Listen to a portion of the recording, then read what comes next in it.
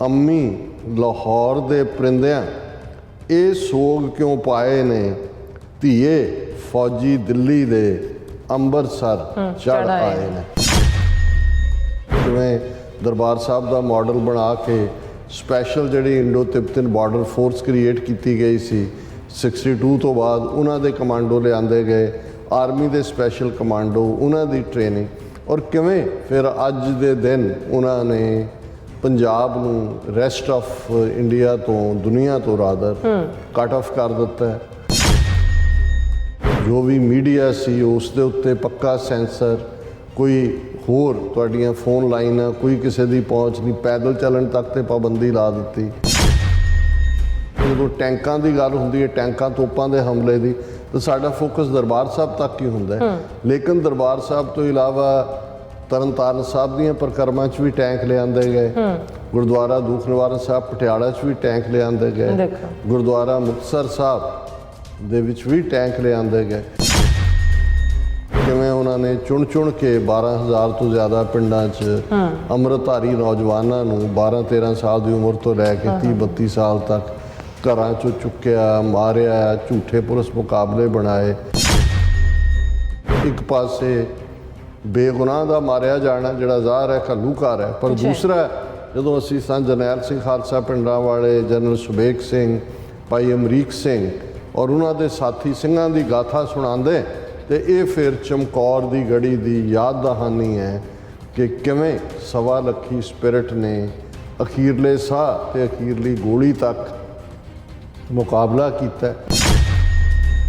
47 ਤੋਂ ਬਾਅਦ Indian state ਦੀ ਮਨਸ਼ਾ ਤਾਂ ਇਹੀ ਸੀ ਕਿ ਸਿੱਖ ਕੌਮ ਨੂੰ ਹੀ ਤਬਾਹ ਬਰਬਾਦ ਕਰਨਾ। ਉਹਦੇ ਲਈ ਪੰਜਾਬ ਤਾਂ ਮੈਟਰ ਹੀ ਨਹੀਂ ਸੀ ਕਰਦਾ, ਕਿਉਂਕਿ ਪੰਜਾਬ ਦੇ ਵਿੱਚ ਸਿੱਖ ਵਸਦੇ ਨੇ।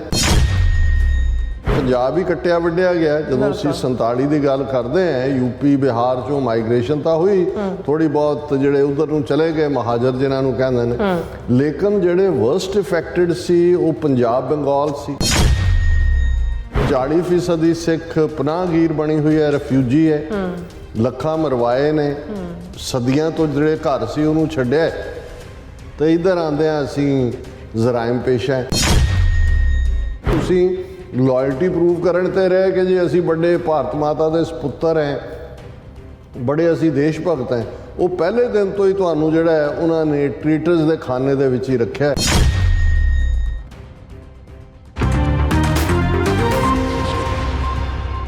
ਵਾਹਿਗੁਰੂ ਜੀ ਕਾ ਖਾਲਸਾ, ਵਾਹਿਗੁਰੂ ਜੀ ਕੀ ਫਤਿਹ। ਅਸਲਾਮ ਵਾਲੇਕਮ, ਆਦਾਬ, ਬਰਜ਼ ਮੈਂ ਤੁਹਾਡੀ ਹੋਸਟ ਅਨਿਲ ਮੁਖਰਤਮਾ ਟੀਵੀ ਫੋਰ ਦੇ ਸਾਰੇ ਦਰਸ਼ਕਾਂ ਤੇ ਸਰੋਤਿਆਂ ਨੂੰ ਜੀ ਆਇਆਂ ਕਹਿੰਦੀ ਹਾਂ ਪ੍ਰੋਗਰਾਮ ਸੱਚੋ ਸੱਚ ਵਿੱਚ, ਜਿਹੜੇ ਇਸ ਪ੍ਰੋਗਰਾਮ ਨਾਲ ਦੇਸ਼ਾਂ ਵਿਦੇਸ਼ਾਂ ਤੋਂ ਜੁੜ ਚੁੱਕੇ ਨੇ। ਖਾਲਸਾ ਅਫੇਅਰ ਸੈਂਟਰ ਦੇ ਸੰਚਾਲਕ ਡਾਕਟਰ ਅਮਨਜੀਤ ਸਿੰਘ ਜੀ ਸਟੂਡੀਓ 'ਚ ਮੇਰੇ ਨਾਲ ਸ਼ਾਮਿਲ ਨੇ।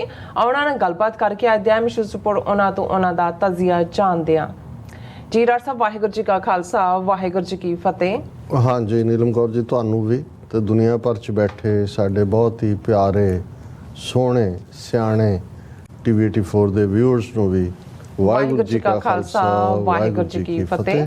ਤੇ ਸਾਡੇ ਬਹੁਤ ਹੀ ਪਿਆਰੇ ਮੁਸਲਮਾਨ ਭੈਣਾਂ ਭਰਾਵਾਂ ਨੂੰ अस्सलाम वालेकुम। जी डॉक्टर साहब, जी आनू प्रोग्राम सचो सच विच बहुत शुक्रिया जी। डॉक्टर साहब, अज 1 जून 2023 19 जेठ नानकशाही संमत 555 ਦਾ ਦਿਨ ਹੈ ਤੇ ਰਾਸ਼ਟਰੀ ਪ੍ਰੋਗਰਾਮ ਸ਼ੁਰੂ ਕਰਨ ਤੋਂ ਪਹਿਲਾਂ ਅਸੀਂ ਦਰਸ਼ਕਾਂ ਤੇ ਸਰੋਤਿਆਂ ਨੂੰ ਹਮੇਸ਼ਾ ਤਰ੍ਹਾਂ ਦੱਸਦੇ ਵਿਊਅਰਸ, ਜੇ ਤੁਸੀਂ ਹੱਕ, ਸੱਚ, ਇਨਸਾਫ ਤੇ ਪੈਰਾ ਦਿੰਦਾ ਇੱਕੋ ਇੱਕ ਚੈਨਲ ਟੀਵੀ 84 ਨੂੰ ਦੇਖਣਾ ਚਾਹੁੰਦੇ ਹੋ ਤਾਂ ਤੁਸੀਂ ਦੇਖ ਸਕਦੇ ਸਪੈਕਟਰਮ ਕੇਬਲ, ਬੈਲ ਫੈਬਰਿਕਨ ਕੈਨੇਡਾ, roku, ਜਾਦੂ ਬਾਕਸ, ਸ਼ਾਵਾ, ਫੇਸਬੁੱਕ ਟੀਵੀ 84 ਦੀ ਐਪ ਰਾਹੀਂ online streaming and IP box ਤੇ ਤੁਸੀਂ ਟੀਵੀ 84 ਨੂੰ ਦੇਖ ਸਕਦੇ ਹੋ।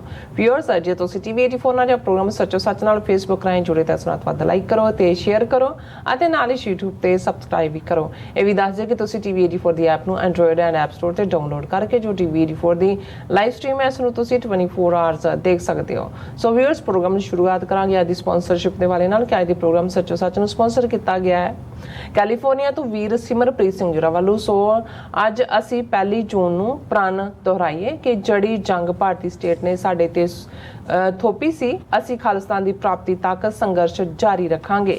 ਗੁੱਜੇ ਹਮਲਿਆਂ ਨੂੰ ਸਮਝੀਏ ਤੇ ਇਸ ਗੱਲ ਤੇ ਫੋਕਸ ਰੱਖੀਏ ਕਿ ਆਜ਼ਾਦੀ ਤੋਂ ਬਿਨਾਂ ਸਾਡੇ ਮਸਲਿਆਂ ਦਾ ਹੱਲ ਨਹੀਂ ਹੈ ਹੋ ਸਕਦਾ। ਔਰ 1984 ਤੋਂ ਹੁਣ ਤੱਕ ਦੀਆਂ ਜਿਹੜੀਆਂ ਸਰਕਾਰਾਂ ਨੇ ਸਾਨੂੰ ਗੁਲਾਮੀ ਦਾ ਅਹਿਸਾਸ ਹੀ ਕਰਾਇਆ ਹੈ। ਕਦੇ ਇਮਾਨਦਾਰੀ ਨਾਲ ਸਿੱਖ ਮਸਲੇ ਹੱਲ ਕਰਨ ਲਈ ਯਤਨ ਨਹੀਂ ਕੀਤਾ। ਇਹ ਇਹਨਾਂ ਦਾ ਅੱਜ ਦਾ ਮੈਸੇਜ ਹੈ। ਸੋ ਅੱਜ ਦੀ ਸਪਾਂਸਰਸ਼ਿਪ ਲਈ ਅਸੀਂ ਸਰਦਾਰ ਸਿਮਰਪ੍ਰੀਤ ਸਿੰਘ ਜੋਰਾਂ ਦਾ ਤਹਿ ਦਿਲ ਤੋਂ ਧੰਨਵਾਦ ਕਰਦੇ ਹਾਂ। ਤੁਹਾਨੂੰ ਵੀ ਅਪੀਲ ਤੇ ਬੇਨਤੀ ਕਰਦੇ ਹਾਂ ਕਿ ਤੁਸੀਂ ਪ੍ਰੋਗਰਾਮ ਸੱਚੋ ਸੱਚ ਨੂੰ ਵੱਧ ਤੋਂ ਵੱਧ ਸਪਾਂਸਰ ਕਰੋ। ਸਪਾਂਸਰਸ਼ਿਪ ਲਈ ਤੁਸੀਂ ਸਾਨੂੰ ਕਾਲ ਕਰ ਸਕਦੇ ਸਾਰੇ ਫੋਨ ਨੰਬਰ ਤੇ 5166191984, ਸੇਮ ਨੰਬਰ ਤੇ WhatsApp ਕਰ ਸਕਦੇ ਹੋ। ਤੁਸੀਂ ਸਾਨੂੰ ਈਮੇਲ ਵੀ ਕਰ ਸਕਦੇ ਹੋ info@tv84.tv ਤੇ।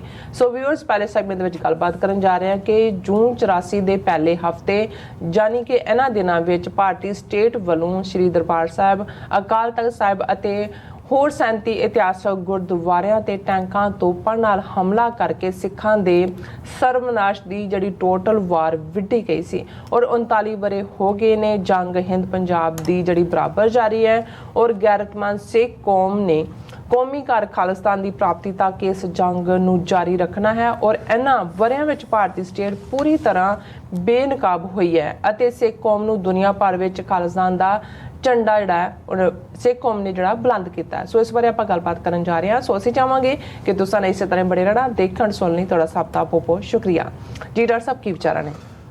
ਦੇਖੋ, ਸਭ ਤੋਂ ਪਹਿਲਾਂ ਤਾਂ ਅੱਜ ਦੇ ਪ੍ਰੋਗਰਾਮ ਨੂੰ ਸਪਾਂਸਰ ਕਰਨ ਲਈ ਅਸੀਂ ਵੀਰ ਸਿਮਰਪ੍ਰੀਤ ਸਿੰਘ ਕੈਲੀਫੋਰਨੀਆ ਉਹਨਾਂ ਦਾ ਸ਼ੁਕਰੀਆ ਅਦਾ ਕਰਦੇ ਜੀ। ਜ਼ਾਹਰ ਹੈ ਕਿ ਇਹ ਸਾਰਾ ਹੀ ਹਫਤਾ, ਕਿਉਂਕਿ ਬੇਸ਼ੱਕ ਅਸੀਂ ਕੱਲ੍ਹ 31 ਮਈ ਨੂੰ ਹੀ ਇਸ ਘੱਲੂਘਾਰਾ ਹਫਤੇ ਨਾਲ ਸੰਬੰਧਿਤ ਪ੍ਰੋਗਰਾਮਾਂ ਦਾ ਆਗਾਜ਼ ਕੀਤਾ ਸੀ, ਲੇਕਿਨ ਜਿੱਥੇ ਵੀ ਦੁਨੀਆ ਭਰ ਦੇ ਵਿੱਚ ਸਿੱਖ ਵਸਦੇ ਨੇ, ਅੱਜ 1 ਜੂਨ ਹੋਣ ਕਰਕੇ ਆਲਰੇਡੀ ਹਰ ਥਾਂ ਇੱਕ ਜਿੱਥੇ ਵੈਰਾਗ ਦਾ ਮਾਹੌਲ ਹੈ ਉੱਥੇ ਰੋਹ ਵੀ ਹੈ ਔਰ ਜਿਹੜੇ ਵਿਚਾਰਵਾਨ ਨੇ ਉਹ 39 ਵਰੇ ਪਿੱਛੇ ਮੁੜ ਕੇ ਦੇਖਦੇ ਨੇ ਕਿ ਉਦੋਂ ਕੀ ਸੀ, ਇਨ ਬਿਟਵੀਨ ਕੀ ਹੋਇਆ, ਅੱਜ ਅਸੀਂ ਕਿੱਥੇ ਖੜੇ ਹਾਂ।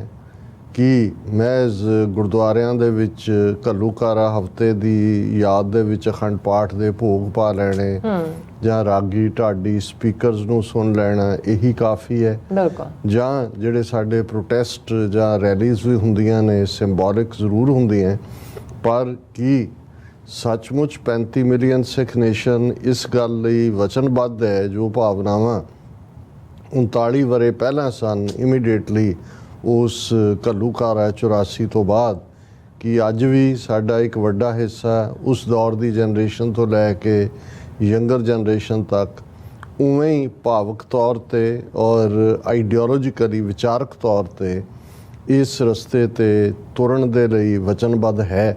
ਇਹ ਸਾਰੇ ਸਵਾਲ ਨੇ ਜਿਸ ਨੂੰ ਅਸੀਂ ਸੈਲਫ ਇੰਟਰੋਸਪੈਕਸ਼ਨ ਕਹਿੰਦੇ ਹਾਂ, ਸਵੈ ਪੜਚੋਲ। ਔਰ ਜ਼ਾਹਰ ਹੈ ਕਿ ਕੁਝ ਮੌਕੇ ਹੁੰਦੇ ਨੇ ਜਿਹੜੇ ਸਾਨੂੰ ਯਾਦ ਦਹਾਨੀ ਕਰਵਾਉਂਦੇ ਨੇ, ਜਿਵੇਂ ਜਦੋਂ ਅਸੀਂ 40 ਮੁਕਤਿਆਂ ਦਾ ਦਿਨ ਮਨਾਉਂਦੇ, ਟੁੱਟੀ ਗੰਢੀ ਸਾਹਿਬ ਗੁਰਦੁਆਰਾ ਸਾਹਿਬ ਮੁਕਤਸਰ ਸਾਹਿਬ ਜਿਹੜਾ ਕੇਂਦਰੀ ਮੁਕਾਮ ਹੁੰਦਾ, ਤੇ ਜਿੰਨੇ ਦੁਨੀਆ ਭਰ 'ਚ ਵਿਚਾਰਵਾਨ ਜਾਂ ਰਾਗੀ ਜਾਂ ਢਾਡੀ ਜਾਂ ਪ੍ਰਚਾਰਕ ਉਸ ਦਿਨ ਬੋਲ ਰਹੇ ਹੁੰਦੇ ਨੇ, ਉਹ ਸਾਨੂੰ ਜ਼ਰੂਰ ਯਾਦ ਦਹਾਨੀ ਕਰਵਾਉਂਦੇ ਨੇ ਕਿ ਭਾਈ ਉਹਨਾਂ ਸਿੱਖਾਂ ਨੇ ਤਾਂ ਜਿਨ੍ਹਾਂ ਨੇ ਭਾਵੇਂ ਵਕਤੀ ਤੌਰ ਤੇ ਭੁੱਖ ਦੇ ਡਰੋਂ ਆਪਣੇ ਆਪ ਨੂੰ ਜਿਹੜਾ ਉਹ ਕਮਜ਼ੋਰ ਕੀਤਾ, ਲੇਕਿਨ ਉਹਨਾਂ ਨੇ ਆ ਕੇ ਸਿਰ ਦੇ ਕੇ ਫਿਰ ਬਿਦਾਵਾ ਪੜਵਾਇਆ ਤੇ ਬੇਦਾਵੀਏ ਤੋਂ ਦਾਅਵੇਦਾਰ ਬਣੇ। ਟੁੱਟੀ ਗੰਢਾਈ ਕਿ ਅਸੀਂ ਜਿਹੜੇ ਟੁੱਟੇ ਹੋਏ ਆ ਗੁਰੂ ਨਾਲੋਂ, ਆਪਣੇ ਆਸ਼ੇ ਨਾਲੋਂ, ਸਿੱਖੀ ਤੋਂ ਦੂਰੀ ਅਸੀਂ ਬਣਾਈ ਹੋਈ ਹੈ, ਜਾਂ ਸ਼ਕਲੋਂ ਜੇ ਅਸੀਂ ਸਿੱਖ ਵੀ ਹਾਂ ਪਰ ਸਾਡਾ ਕਿਰਦਾਰ ਸਿੱਖਾਂ ਵਾਲਾ ਨਹੀਂ ਹੈ। ਅਸੀਂ ਆਪਣਾ ਬੇਦਾਵਾ ਕਦੋਂ ਪੜਵਾਉਣਾ, ਅਸੀਂ ਸੱਚਮੁੱਚ ਗੁਰੂ ਦੇ ਹਜ਼ੂਰ ਕਦੋਂ ਆਉਣਾ। ਸੋ ਮੈਂ ਸਮਝਦਾ ਵੀ ਕੁਝ ਮੌਕੇ ਹੁੰਦੇ ਨੇ ਔਰ ਉਦੋਂ ਸੱਚਮੁੱਚ ਹੀ ਤੁਹਾਨੂੰ ਵੀ ਆਪਣੇ ਆਪ ਨੂੰ ਸ਼ਰਮਿੰਦਗੀ ਮਹਿਸੂਸ ਹੁੰਦੀ ਹੈ ਵੀ ਅਸੀਂ ਇਸ ਗੱਲ ਨੂੰ ਤਾਂ ਬੜੇ ਵੇਰਵੇ ਨਾਲ ਬਿਆਨਦੇ ਹਾਂ ਜੀ, ਕਿਵੇਂ ਭੁੱਖ ਦੇ ਦੁੱਖੋਂ ਉਹਨਾਂ 40 ਨੇ ਲਿਖ ਕੇ ਦੇ ਦਿੱਤਾ ਕਿ ਤੂੰ ਸਾਡਾ ਗੁਰੂ ਨਹੀਂ, ਅਸੀਂ ਤੇਰੇ ਸਿੱਖ ਨਹੀਂ। ਔਰ ਲੇਕਿਨ ਸਾਨੂੰ ਉਦੋਂ ਜਦੋਂ ਅਸੀਂ ਉਸ ਇਤਿਹਾਸਕ ਬਿਰਤਾਂਤ ਨੂੰ ਬਿਆਨ ਰਹੇ ਹੁੰਦੇ ਹਾਂ, ਸਾਨੂੰ ਆਪਣਾ ਕਿਰਦਾਰ ਭੁੱਲਿਆ ਹੁੰਦਾ ਕਿ ਸਾਡੇ ਤੋਂ ਵੱਡਾ ਕੌਣ ਬੇਦਾਵੀਆ ਹੋ ਸਕਦਾ। ਅਸੀਂ ਤਾਂ ਹਰ ਪਲ ਉਹ ਬੇਦਾਵਾ ਦੇ ਰਹੇ ਹਾਂ ਜਦੋਂ ਕਿ ਅਸੀਂ ਗੁਰੂ ਦੀ ਮੱਤ ਤੋਂ ਉਲਟ ਚੱਲਦੇ ਹਾਂ, ਮਨ ਦੀ ਮੱਤ ਦੇ ਮਗਰ ਲੱਗ ਕੇ ਜਿਹੜਾ ਉਹ ਜੀਵਨ ਬਸਰ ਕਰ ਰਹੇ। ਸੋ ਇਵੇਂ ਹੀ ਜਦੋਂ ਅਸੀਂ ਇਸ ਘੱਲੂਘਾਰਾ 84 ਨੂੰ ਯਾਦ ਕਰਦੇ ਹਾਂ ਤੇ ਫਿਰ ਸਾਡੇ ਸਾਹਮਣੇ ਇਹ ਸਵਾਲ ਜਿਹੜਾ ਉਹ ਇਮਾਨਦਾਰੀ ਨਾਲ ਸਾਨੂੰ ਹਰ ਇੱਕ ਨੂੰ ਪੁੱਛਣਾ ਚਾਹੀਦਾ ਹੈ। ਜੀ ਅਸੀਂ ਜਿਹੜੇ ਆਪਣੇ ਆਪ ਨੂੰ ਇੱਕ ਐਕਟਿਵਿਸਟ ਦੇ ਤੌਰ ਤੇ ਦੇਖਦੇ ਹਾਂ, ਸਾਨੂੰ ਵੀ ਬਿਲਕੁਲ ਕਿ ਕੀ ਕਿਤੇ ਇਹ ਤਾਂ ਨਹੀਂ ਹੈ ਕਿ ਵੀ ਅਸੀਂ ਇੱਕ ਕੰਫਰਟ ਜ਼ੋਨ ਵਿੱਚ ਚਲੇ ਗਏ ਹਾਂ ਇੰਨੀ ਕੁ ਗੱਲ ਕਰਕੇ, ਜਾਂ ਕੁਝ ਥੋੜਾ ਬਹੁਤ ਜਿਹੜਾ ਹੈ ਉਹ ਵਿਚਾਰ ਕਰਕੇ ਅਸੀਂ ਸਮਝਦੇ ਹਾਂ ਕਿ ਜੀ ਅਸੀਂ ਆਪਣਾ ਫਰਜ਼ ਅਦਾ ਕਰ ਦਿੱਤਾ ਹੈ, ਅੱਗੋਂ ਦੇਖੀ ਜਾਏਗੀ ਜੋ ਹੋਏਗੀ, ਜਾਂ ਸੱਚਮੁੱਚ ਸਾਡੇ ਅੰਦਰ ਇਹ ਚਾਅ ਉਮੜਦਾ ਹੈ ਕਿ ਵੀ ਅਸੀਂ ਖਾਲਿਸਤਾਨ ਦੀ ਸਟਰਗਲ ਨੂੰ ਮੰਜ਼ਿਲੇ ਮਕਸੂਦ ਤੱਕ ਲੈ ਕੇ ਜਾਣਾ। ਜਿਹੜੀ ਇੱਕ ਵਿਲ ਹੁੰਦੀ ਹੈ, ਇੱਕ ਹੁੰਦਾ ਹੈ ਵੀ ਤੁਸੀਂ ਤੁਰੇ ਹੋਏ ਹੋ, ਠੀਕ ਹੈ ਜੀ, ਸਮਾਂ ਹੀ ਇਸ ਗੱਲ ਦਾ ਜਵਾਬ ਦੇਗਾ। ਜਿਹੜੀ ਸਾਡੇ ਬਹੁਤ ਸਾਰਿਆਂ ਦੀ ਜਿਹੜੇ 4 ਦਹਾਕਿਆਂ ਤੋਂ ਤੁਰੇ ਹੋਏ ਨੇ ਉਹਨਾਂ ਚੋਂ ਇੱਕ ਵੱਡੇ ਹਿੱਸੇ ਦਾ ਇਹ ਬਣ ਗਿਆ। ਗੱਲ ਜ਼ਰੂਰ ਕਰਦੇ ਨੇ ਉਹ, ਕਿਉਂਕਿ ਉਹ ਗੱਲ ਕੀਤੇ ਬਿਨਾਂ ਤਾਂ ਉਹਨਾਂ ਦਾ ਮੁੱਲ ਵੀ ਨਹੀਂ ਰਹਿੰਦਾ। ਜਿਨ੍ਹਾਂ ਨੇ 4 ਦਹਾਕੇ ਖਾਲਿਸਤਾਨ ਦਾ ਝੰਡਾ ਚੁੱਕਿਆ, ਹੁਣ ਉਹ ਕੀ ਕਹਿਣ ਵੀ ਅਸੀਂ ਜਿਹੜਾ ਇਹ ਨਹੀਂ ਮੰਗਦੇ, ਉਸ ਨਾਲ ਤਾਂ ਉਹ ਖੁਦ ਜ਼ੀਰੋ ਹੁੰਦੇ ਨੇ।